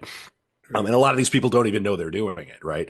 And that's the real coup, is that they just listen to NPR all the time. They went to grad school. They picked up the language. They read Judith Butler. And now they feel like they have carte blanche to exclude straight white guys from the conversation because they're making up for some past offense or something. It's really actually horrible to be around. And so the reason I talk about it is because it's made art suck. It's It made the has. theater terrible. It's made everybody want to walk on eggshells, and it costs. We're burning so many calories, trying not to offend anybody. Here's a thought. I hope my art offends you Right. sometimes. I've got this play moderation. I'm working with people over in London, and they're, I'll be candid. Some of it is like, whoa, are we really going to do that? I'm like, yeah, that's the line. That's what Right? art. That's what Like art is supposed to be. And you know what? The yeah. shit libs used to believe that. They used to believe that. They used to believe Yep. that art should be offensive, right? But now their Right. offense has become sponsored by Google, Intel, and Apple, and it's no longer offensive. Oh no! Oh piss Christ! Yay! Oh another. Oh, let me guess. Your next movie, the priest is a child molester. Shocking. It's like, come on, dude. Like do Yeah, something but really offending. they'll never do the play about the sexual abuse in public schools. You No. won't see that. But they'll definitely go after the church every single time. Big bad church. They love to go after the Catholic Church every time. I mean, because it's safe. I mean, to go after, and the church is like self-confident enough to just ignore it because they're busy being the Catholic Church, and Right. they'll be here 1,000 years hence. No, it's just we're all on the same page. This is all so tedious and terrible, and I really, really believe we've turned a corner. And listen, even if something changes and we do go back, I'm personally done participating in it. I'm not announcing my pronouns. My theater company, we don't do that. If you feel that that's super important, you can let me know, and we will accommodate you within reason, out of like Christian charity and love for our neighbor. But that's where that comes from. It doesn't come from this like fear that you're going to cancel me or you're going to take my job away. That's over. It's over. I'm just not going to participate in it. Life Right. is way too short to live in fear constantly. Right. And to constantly like walk on eggshells. And and that's the thing is like look, you lost me, right, man? I'm speaking to Hmm. those guys, right? It's like here I am. I am a spiritual homosexual when it comes to my tastes in art and culture and that kind of stuff. And the fact that I find all that stuff ridiculously and stupid, and it makes me want to go become a chud, you've lost me, man. You know what I mean? And there's millions of people like me out there that are like, no, I just don't want to do that. Okay, that's a little I bit think too it's much. I think a lot of it is the realization that sorry, I'm going to interject here. I feel like a lot of it is the realization that so much of this stuff is simply lies, is simply false. And when you know the truth, like when you mentioned about the Catholic Church, that thing's been here for thousands of years, guys. It doesn't give a fuck. All right. It's going to continue existing. All right. Right. I listen to people complain about the lack of Latin heroes, and then they unironically talk about Bolivia without knowing who that is named for. Right. Guys, come on. It's evil. That's what it is. It's absurd. It's absurd. And you know what? But humans are an amazing disaster. Just admit it. Just admit it. It's about power, and it's about them getting into your and they it's use this playbook decent with the power. It's just no, right. Come on. Right. No, it's just about taking and holding power and getting into your head and making you second guess every moment, every social moment. You know, they really want to take metaphysics out of the world, and they want to take sort of natural hierarchies and sort of natural easy, free, open speech. They want to put a censor in your head. Right. And you know what's sad? And look, I'm a writer, I'm a novelist, and I know for a fact that I would never get an agent or anything. It's just never going to happen, maybe if I played my poor immigrant from Eastern Europe angle or something like that, right? I could probably get it or something. I'm like, I was oppressed. But isn't that awful that that's what they expect? Like they expect you to lead with like, so and so grew up behind the Iron Curtain, Here I am spreading the, whatever, if I that's probably the only way I'd ever get picked up by any mainstream, right? I mean, you can walk into a Barnes & Noble and you can do this experiment today or tomorrow, and you walk in and you look at all the new releases, and there's not one white dude or, a male writer that is not like 80 years old, You might see like Bret Easton Ellis because he wrote a novel recently, and that's as far as it goes. If they're not like, grandfathered in, it doesn't exist. I don't think there's anything published by mainstream publishing, right? And I know that I didn't turn in manuscripts, and I guarantee you that a bunch of guys our generation just didn't bother, and I know a bunch of guys in the following generations that came behind us did not bother because they're just not welcome, And that's sad, because how many Dostoevskys or Tolstoys or great playwrights could have been, or great movie makers, got shut out by the Mean Girl Club. And that's gross, and that sucks, and I'm hoping that if there is a vibe shift, that we can move away and actually really open it up for these people to, really do create. Because how many people did the staid closed-mindedness, close off from being able to give us great works of art that we missed out on? And it's not just white dudes, because unless you are a no-towing, like, oh, poor me, I'm being abused by the system, like, like Black Guy, those guys aren't welcome either, in the literary market. Well, and that's it. You have to play this game of shibboleths and signaling, and it's constant. I've been very close to people who are, pretty elite in this. And it's constant posturing, constant signaling. It's mostly done on Facebook, frankly. And they're a brand, and they know they're a brand. And it's just, they're tying themselves in knots to always be right on. It reminds me of a bunch of eunuchs playing for the favor of the court. Right. Yep. That's exactly it. Yeah. That's all it is. That's 100% what it is. But then the crazy thing about it is that the court is this like blob, right? And you can name some names. Like if you get close enough to this, there are some names you can name, like in the American theater, who can kind of make careers. I'm not going to name them, but like still fundamentally, you can't blame one person. And if you get in a room with one of these people, they'll smile right to your face with all their teeth. And but then they'll just continue to go about doing what they do. Maybe it's not a blob, but a void. Right. Yeah. I don't know. I'm sitting over here thinking to myself, surprise, it's Cthulhu. So right. Well, no. Yeah. The question is, and this is kind of, I'm prepared to believe in demons. No, at this stage, I don't. Yeah. I'm Gotta not light. prepared to I believe mean, in demons. that's- I there you go. wholeheartedly Right. believe in demons. I 100% believe in demons. Yeah, You know. yeah. Gotta light. I Gotta gotta admit, light. David Lynch and Gotta Light. That was the moment I went, fuck. They've been God. Yeah, okay. All right. You get it. You Yep. get it. You know what I mean? Yep. And You guys, I'm here now. you I get it. look. You can look at some of these like current actors and actresses' lives right now, and you're like, you definitely made a deal that you're on the wrong end of. I could tell. You know, you could see it in the eyes. Oh, that, hell yeah. You know, I'm not going to mention any famous people, but you can just look at them and you're like, okay, you're definitely on the wrong end of that deal. You know, you lost that contract negotiation with the unseen. The bill came due. Oh boy. But you know, it's here's the important thing, okay? And this is where, if this is my goal for, you know, this podcast, or you know, everything I do online and everything I'm doing, period, is that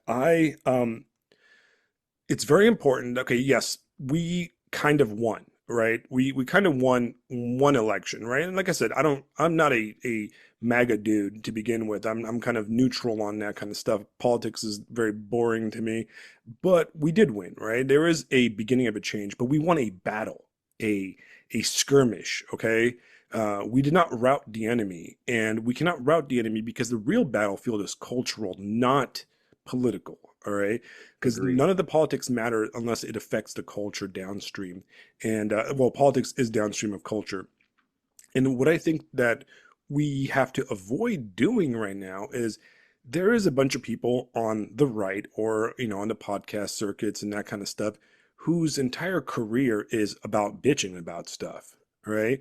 And they have to complain, they have to catastrophize, they have to be the underdog, and now they're not the underdog anymore, and they've lost their bread and butter, which is complaining about shit, right? And we can't do that anymore. Okay, we can't just spend our entire lives, you know, being upset at woke media or whatever, or you know, oh, Star Wars isn't cool or something like that, or you know, there's a gay dude in my video game or something, you know, because that doesn't create culture. That doesn't do anything. What we need to focus on is, one, get people to really understand the arts, all right, and understand that no, they're not dominated. You know, the greatest artists were not, you know, progressive shit libs, okay? They come from in all sizes and colors and beliefs, you know. You've got, you know, all kinds of interesting people. And that's why I love your show, because it goes into the depths of this kind of stuff, you know, where you get to see like, wow, these people are complex individuals. They're not party line kind of people. And, you know, even somebody like Bolano, who is a card-carrying Marxist, or, you know, self-proclaimed Marxist, he sure spends a lot of time loving on Nazis in 2666, okay? Like, he does is a complicated guy. He's a very complicated guy. I mean, I just read By Night in Chile the other day, and it's so good. So good. Right. It's not a very critical book of the main character, on the main character, you know?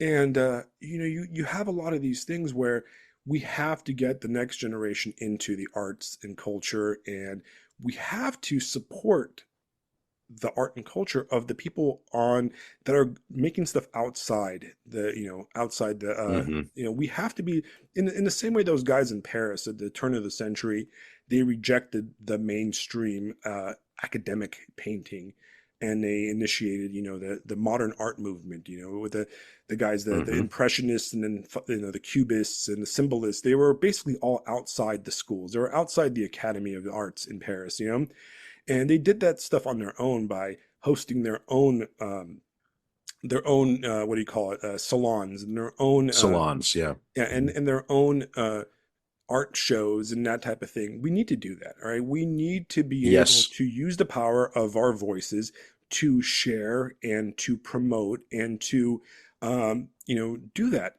for our, like, the kind of stuff that we believe on, the kind of stuff that we think, not because it's our party line, but because it has vitalism. It's because it's vital and true, as opposed to, you know, commissar level tripe that gets put out, you know, by AI, you know, aggregators on Netflix or whatever nonsense. I'll tell you too. There's a big discourse around increasing the fuck rate, right? Getting the fertility rate to go up.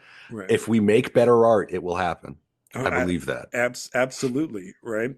And that's the key, right? That's the key. That's what we have to do. That's where I think that we need to. It's a multidisciplinary approach. Whether it's people that are critics and will share this stuff, and there's people like our educators like Fisto or Librarian of Hmm. Kilano, which we had on, who are teaching young people how to appreciate this stuff from a perspective that is not locked down by the mainstream in a way. Just the fact, I think you've done more to advance our cause, Fisto, by sharing Mishima than any right wing political podcast has. You know what I mean? Yeah, it's just for me. I'm thinking about what you were said about it being vital, and I think to a certain extent it boils down to this idea that, hey, have your opinion, have your beliefs, but make sure that you've thought them through and make sure that they're honestly yours. In class, if you ask me a question, I will tell you exactly what I fucking think. Right, wrong, ugly, beautiful, doesn't matter. I will tell you exactly what I think because I respect you, not because I think I'm right or not. No, because I think you're going to be a grown ass adult soon and the world does not care. The world does not care. So I'm going to come at you straight about it. It's funny. Like the other day, getting back to the Japanese, somebody asked me in class, are the Japanese racist? I was like, no, they kind of just, if you don't like Japan, get out. They just don't care. Do you think that's fair? But that's kind of my take on it. Is it racist? Nah, absolutely Right. not. That's very much Maybe so. in You like know a what's maybe in like a interesting? So strict I lived in academic Japan. I lived in sense, Japan for but 4 years, and they yeah, that's loved what I'm me. asking you. But like, that's Yeah, my take on it.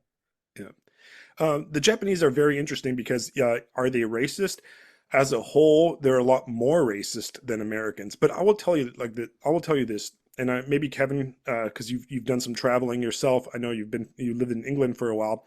The Americans are the least racist country on this planet. I Yeah, have 100%. there's Correct. yeah there's like you've never experienced or seen racism until you leave the United States, right? Like you see like racism and like European racism is like you'll have a dude be racist to a guy that's blonde with blue eyes just because he was born across some border. You're like, oh, fucking Hungarian, and it's like two white dudes with Yeah. blonde hair hating on each other for their ethnicity, which is incomprehensible to the Americans. the people that this country, for all of its flaws, as the great Satan, the people that this country has dragged up out of poverty from all backgrounds, all races, the fact that it even works at all is staggering. Right. It really truly is. I mean, Yeah. I really resent that phrase, America is a great experiment, but on some level, it certainly is. And the fact, again, that it's still here, um, and that we're not seeing the riots like we did during the pandemic year over year over year as a regular fixture of life, it actually speaks to the better angels of our nature as Absolutely. people. Absolutely. Because if you look, a lot of times, if you look on paper and you listen to some of the rhetoric that all sides are spewing, you would think that we were going to, downgrade ourselves into, Yugoslavia in the 90s, and we're not. We're not there. We're nowhere near there, and it's never going to happen here. Hopefully, you know, It, God willing, if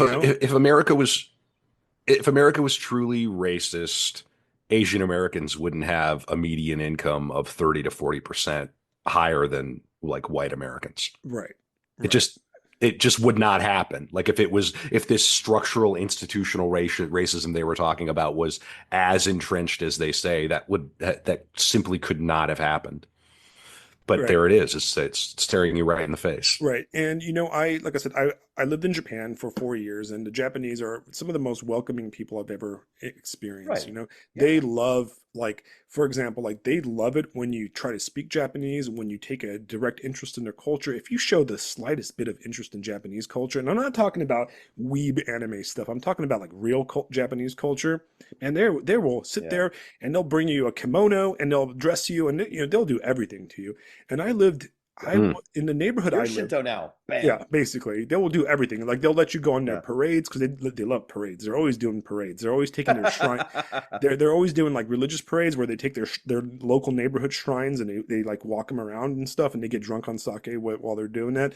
So they're Yeah. always taking their spirits out for a walk. So they'll have you participate in that. In Chinese New Year, it's like a huge deal and it's a huge party. and you're always welcome to join them as long as you're respectful and take interest in their Right. culture. I And lived that's in what a I was trying to say. That's Yeah, what I was I trying to lived in a tell him. very Yeah, Jap. as So long as you're check this out. respectful. This is the best way I've described it, right?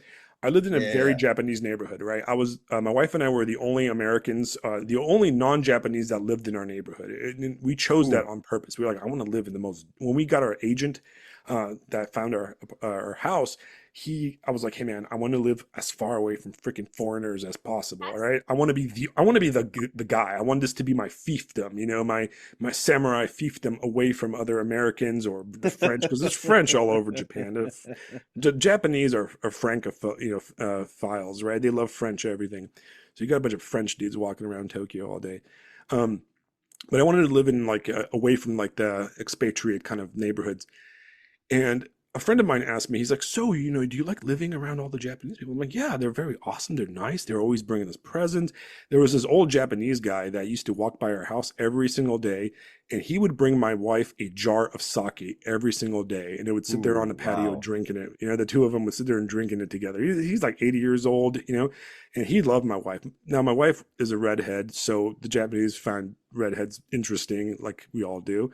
And they would sit there and drink sake every day. And she's like, God, I gotta drink sake with our neighbor again. I'm like, well, you gotta do Tough it. life.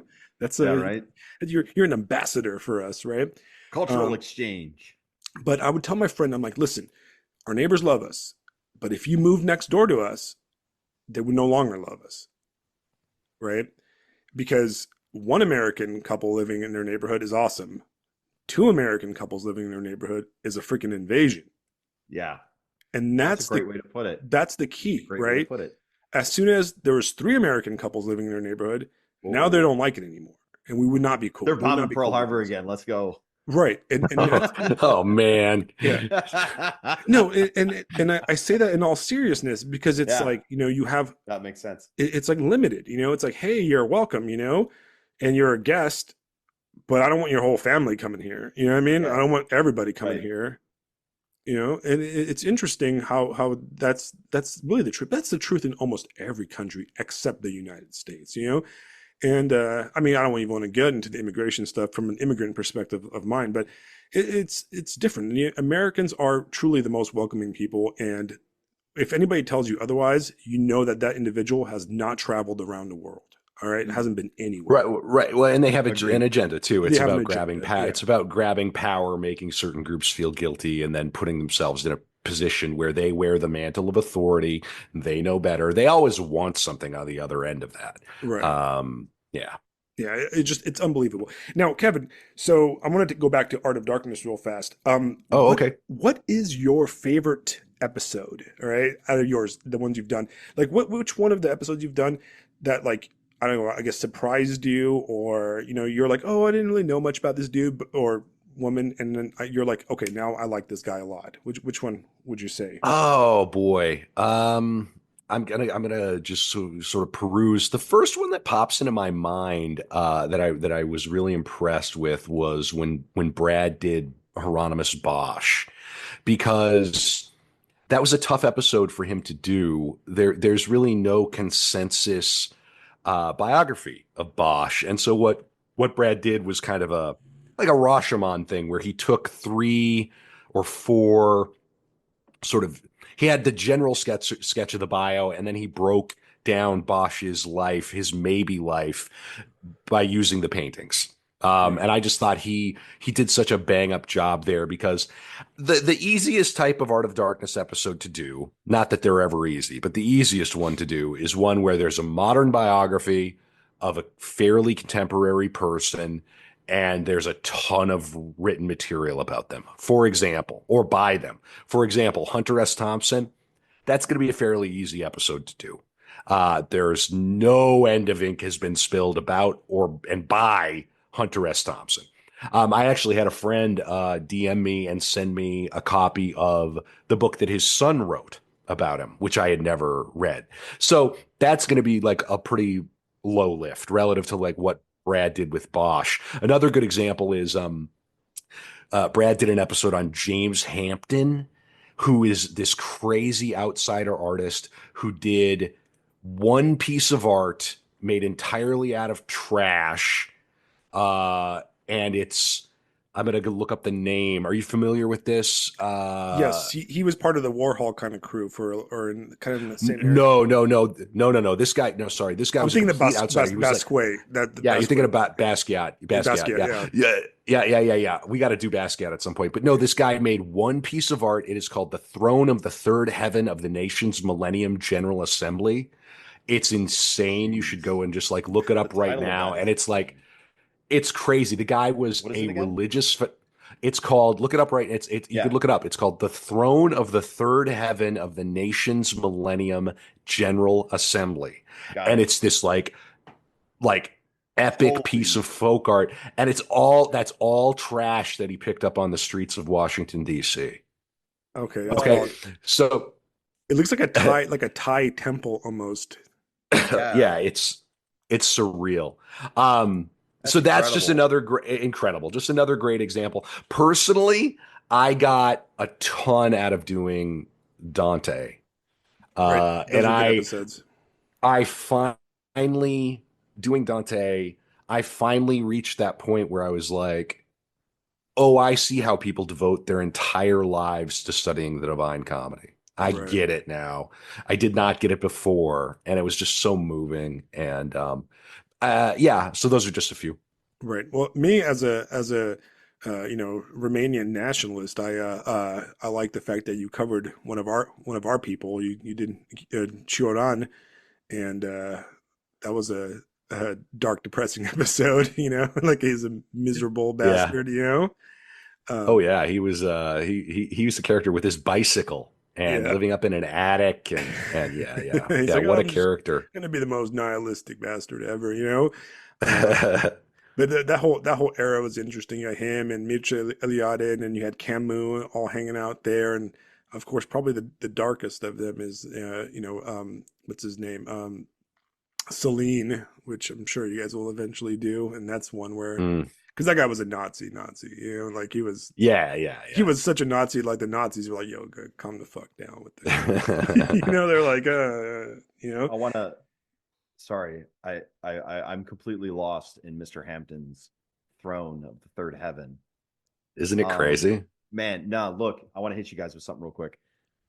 Um, Alex, remember a while back when we did the cyberpunk episode, Yes, and I was talking about just the descriptions of trash and Neuromancer and how it just like covers everything, just how right. that sort of stuck out to me. The detritus of the urban decay. Well, on Friday, I want my kids to, I'm going to test them on their ability to guess the future of Japan. And cyberpunk is going to play a role because of the natural decay of an urban environment. But I think when they leave class, I'm going to show them this at the end of the day and go, this is made of trash. And That's just awesome. and just let it lie. It's Just go. it's a real American masterpiece. Damn, That's so dude. funny that I'm you sorry, but mentioned. yeah. Yeah, that's so funny you mentioned Cyberpunk because I Yeah. just started playing 2077. I'm loving it. Yes. I'm Yeah, having so One much of fun, man. us. we One did of us. we did Perfect. like three Perfect. episodes on it. We didn't mean to This talk is about it currently for our three fourth episodes. cyberpunk episode. Kevin, Yeah, you've been ambushed. I was No, looking through I was looking I through episodes, and we've literally so we actually judge you on this podcast based on what girlfriend you have on 2077. I don't know if you've gotten far enough to pick one yet, but there's a huge debate. It is a spiritual debate that is so deep and so wroth with like hatred towards each other, whether you are a Judy person or a Panem person. And once you get to that part in the game where you get to decide between Judy or Panem, it really says a lot about you. Like you can be right, which is a Judy person, or you can be wrong, like Fisto, which is a Panem person. listen. You can be right all day, but my girl can put a round through your head from a mile out. Yeah, but mine is Okay, an that's all I'm artist. saying. Mine is an artist. That's Okay, fine. yeah, she might That's be a fine. That's fine. pornographer, but she's still an artist. I'm Okay. I'm probably gonna end up being attracted to the one who's the editor. Yeah, Just knowing my own background. that's That's Judy. awesome. Yeah, That's awesome. Yeah, I'm not at that point, but yo, I am having so much fun playing it. And I did not realize how much like that stuff. That's my That's what I'm It's into. it's such an extraordinary work. It's so cool. It's it's a masterpiece of a game. It's really one of the first games I've ever played where I was like, you know what? Okay, this is like a novel. This is up there. Yeah. I can say that this is equal to some novels, some great novels I've read. Because some of the themes it deals with is just, you'll see later on in the game some of the themes you get on, and then it's one of the only games where like they kill off one of the side characters in the first 15, 20 minutes, and you're like sad for him. You're like, oh man, that's my boy. Like, yeah, I messed him no, up. it's very cool, and I can't wait to play more of it. I only have so much time, but I'm really enjoying what I'm getting out of it. I felt that way about The Last of Us. I was really surprised, and The Last of Us 2. And then the other one that just blew my mind because I started picking up games again here this year was Alien Isolation. That's a good one too. You know what game I recommend if you want a really deep, thoughtful game that's got probably one of the best stories. It's up there with Cyberpunk in my opinion. A little bit shorter is the independent game called Disco Elysium. And Oh yeah. I played a little bit of that. oh, man, that game is great. And the political kind of like that's an interesting because it's a work of art by avowed Marxists, and I thought it handled all sides of the politics very well, and it kind of like it made me think about my own politics by playing through that game. I was like, okay, I can see going on the other side, or I can see what these guys are talking about, and it's a fantastic game. Now we're gonna end it pretty soon because we're approaching our 2 hour mark.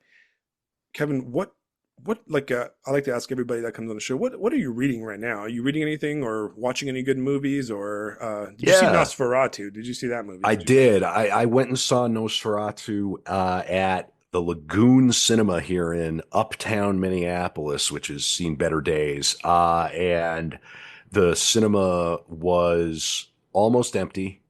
There was maybe 8 people, big cavernous theater. And they must have had the temperature set at like 55 degrees. Nice. It was really, really cold. And that worked. I really, really like Eggers. I feel like I understand his project better having seen Nosferatu. I feel like what he's doing is creating films that live on their own terms and are not they're not being told for today. Right. He's trying to grab the stories where they are and tell them on their own terms. If you watch a Dracula movie from the 90s, right? The first thing you notice is not that it's a Dracula movie, it's that it's a 90s movie. Right, it's like a Coppola movie first, Sure, or yeah, Coppola movie in the 90s. And I feel like Eggers is just doing something different, and I really admire that. The Witch is one of my favorite movies. I agree. I can't wait to see Nosferatu again. As far as reading, so on Art of Darkness, we do a book club for patrons. It's a chance for people to hang out with us, and we're going to do 5 or 6 of them this year. And the first 2 we're doing are living authors. So I'm reading Tower by Jack from the book club from Hell. Right. One of my favorite pods. I love those guys. Me too. They're so great. And so I'm reading that right now because we're doing that in book club. And then after that, we're reading Aaron Gwynn's new novella, The Cannibal Owl. And then beyond that, I'm reading about Hunter S. Thompson and getting ready to do that episode. Yeah. Tower is awesome, by the way. Go get a copy, support Jack. It's really, really fun. It's super weird, super fascinating. There's a talking hat. There's a talking briefcase. And it's like a vision of late capitalism, like sort of like speculative fiction about late capitalism. Right. I actually have it. I have it on my Kindle. I just need to get around to it because I'm so stacked with stuff to read and watch and that kind of stuff. Did you like the Johnny Depp movie, Fear and Loathing? Oh, wow. Well, so directed by the great Terry Gilliam, the only American Python who happens to be from the great state of Minnesota, although he left many, many years ago. To me, it's a cult classic. But that's a case where like I saw that in the theater when I was in high school and we all wanted to be Hunter, Same. and we all, so we're exactly that age, where Right. we would parrot it. But I love Terry Gilliam. I mean, between that and Brazil, I mean, we created into like that Brazil and 12 Monkeys, like that was our personality for 6 months, Right. when we were teenagers. That's So there was is it a great film? No, but yeah, yeah. I it's mean, good. I liked it. No, but I yeah. loved it. I have fond memories of it for exactly the same reason because I remember seeing it in theaters when I was like I think I was like middle schooler or high schooler maybe, and I was like, oh, that's just like me. I'm gonna become that. It's like, yay, I'm Hunter S. Thompson. Yeah. And an alcoholic who blows his own brains out when he was like, what, 60? He was quite young when he committed Yeah, he's like, I'm suicide. just bored and miserable. Are you gonna read it? There's that list going around of his like daily drug 67. Oh consumption. yeah, the famous list. I Yeah, don't think it's real. Chivas I don't and think it's real, but cocaine and I love it. oh yeah, just fantastic. There is a certain type of I can't be that person. I have children. He did too, but I mean, it's just not for me to be that drugged up and that alcoholic constantly. I mean, just I don't know how he did it. He had a different kind of a constitution. There's an art to being that kind of an addict, Oh, there for is. sure. There is. Yeah, yeah. I have a friend, a close friend of mine that is that guy, and Really? I'm always amazed by how like every time I run into him and I spend some time with him and he's like grouchy and stuff, I'm like, oh, you're not drunk. That's why you're in a bad mood right now, because you've literally been drunk and high since like middle school. So it's like Yeah. it's like his baseline, and like he functions like as a hellacious alcoholic, and it's not a good thing, of course, but there's some people that can do that, and they just have to, and it's terrible, but it's also that's who they are, and I guess Hunter was one of those guys, and Well, he's and Hunter's another great example of like a man of the left, but who would be freaked out at today's left, I oh think. right. I mean, he You know. would there'd be no way. I mean, he'd get canceled for everything, like. Oh, for sure. And that's one of the sad things of the kind of commissar left is that they would turn on almost all their own people today. They Yeah. a lot of them you'll hear guys go, "Oh yeah, most artists are on the left." Yeah, technically back then, but if you were to transpose their beliefs today, they would be literally mustache man according to you. So let's even Bolano would be mustache man today if you were to put him. And he only passed away, in the last 20 years. So it's like, let's just be honest about that. Hunter S. Thompson, secret Nazi. I had no idea. I, Amazing. I This mean, whole he was a time. libertarian, so This whole time. right, I He think was he was a Kentucky gentleman. That's what he was. He was a Kentucky gentleman. yeah, he was an interesting guy. I don't know if you ever seen the movie. It, it's on the Thomas Pynchon novel, Inherent Vice. I think Mm. that have you seen that movie? Oh gosh, maybe years ago. Yeah. That was a movie that took a lot. Like that character was really based on Hunter S. Thompson in a way, Mm. and also with the Big Lebowski. The Big Lebowski, it was the movie that I was like, oh, that's definitely me. I want to be that guy. Um, You wanted to be the dude? Well, well, I'm from Los Angeles, man. Like Sure. Yeah. the dude captured the spirit of Los Angeles in a way. Like that. We're Yeah, cool, yeah. man. Like we don't want to fuck you have a very off. dude timbre to your manner. To your Yeah, way of it's being. like just want to drink my White Russian, and just chill. And I'm kind of into art, but that kind of creepy weird guy on the couch with the art hoe is kind of creepy, but I still want to go over there because she's hot. It's very But Los. and Lebowski is just so perfectly quotable. Like whenever I ask people to go see my play, like go see Moderation in London in March, moderationplay.com, I always go, I'm performing my dance quintet, by cycle. Yeah, like his neighbor. Yeah, Yeah, yeah. like Dude, but doesn't he come up? He knocks it. He goes, dude, it's the 10th. It's like he's like, what? he's like a week and a half late on the rent. I love it. Yeah, God, that movie's that's perfect such in a every way. yeah. And I mean the whole Cohen, most of the Cohen brothers movies are fantastic. You got Fargo, of course, and that's from your neck Ugh. of the woods up there, and it looks Yep. miserable. And they've hit a bunch of bangers over the years. Um, One of my favorite Coen brother memories is I was watching Burn After Reading, and Brad Pitt's character is so fucking annoying. And at one point, I remember turning to my friend I was watching with, man, I hope that guy gets shot in the face. Seconds later, I was rewarded. It was like, yes, the best. Burn After Reading is a sleeper, man, because it's a movie that like not a lot of people like have so seen or like, but I think it's great. I think it's one of the great ones. It builds up so perfectly to the end. Like, well, would you learn anything? Got no idea, sir. No, it zooms out and that's it. Like, yeah. God damn it. It's so a great movie.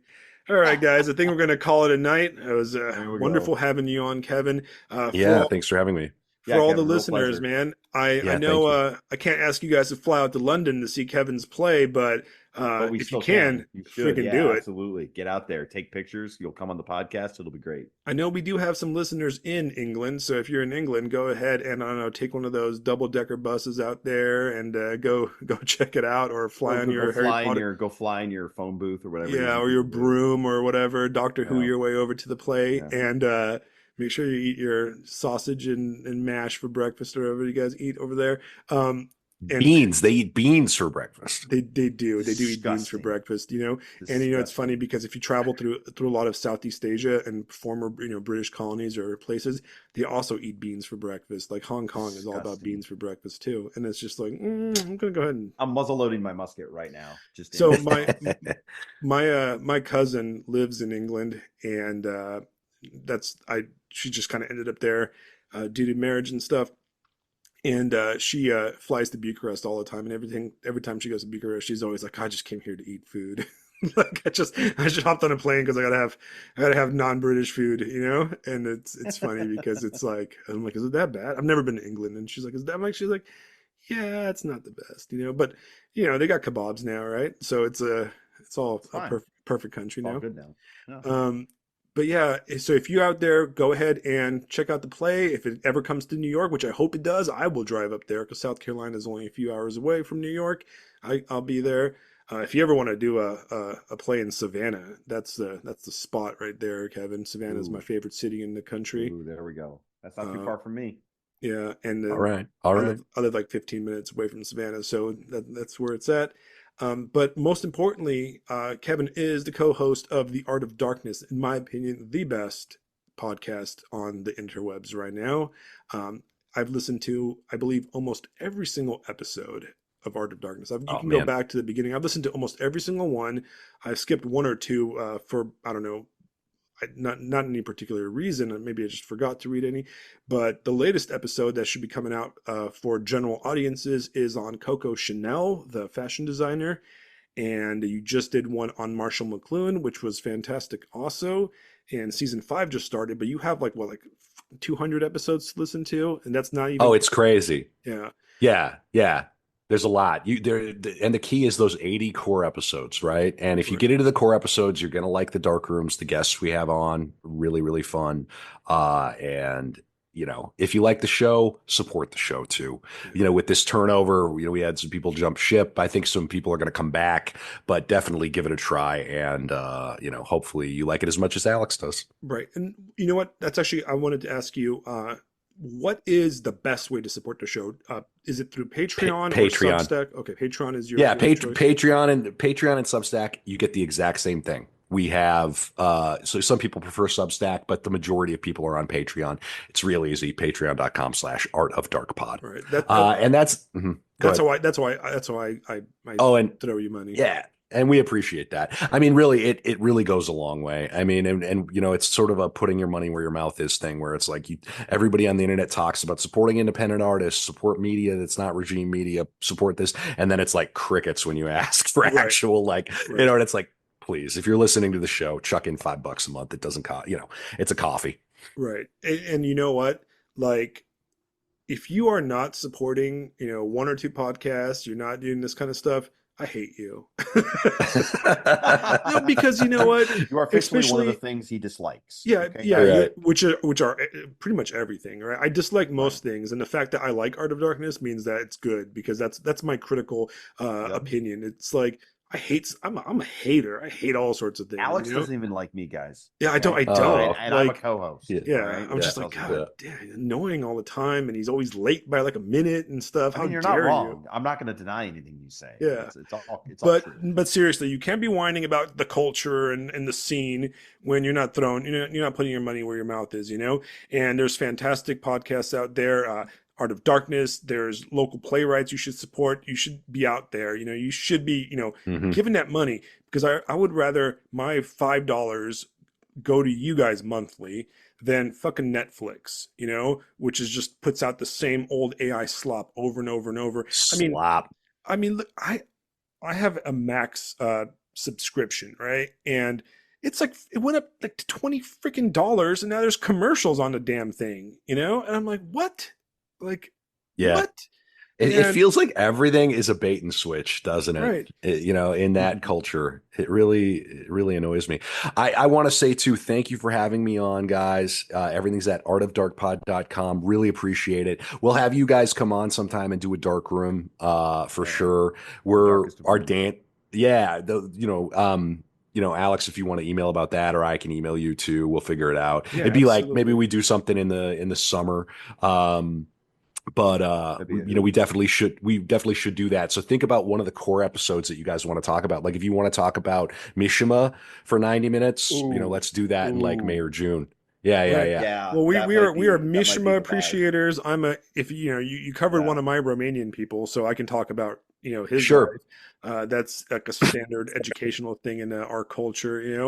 Well, I maybe we should have you on to talk about Chiron. But we could do both. We could talk for a bit about Chiron. We could talk a bit about Mishima. It could be fun. right. I lived in Japan, so We gotta get There we you gotta go. get that we gotta get that younger discussion going on at some point. Yeah, too. we are going to be doing a younger episode sometime in March or April with a bunch of those guys. With the what's his name, Dr. Monzo over there on Yes, Monzo. Substack, and Do we want to reveal the book that we're gonna discuss? yeah, we are. You know what? We are currently reading Younger's The Worker, all right, which is a more obscure novel, not novel, a more obscure work that he wrote in the 30s, and it's about the kind of the proletariat in the pre-World War II buildup, Yeah.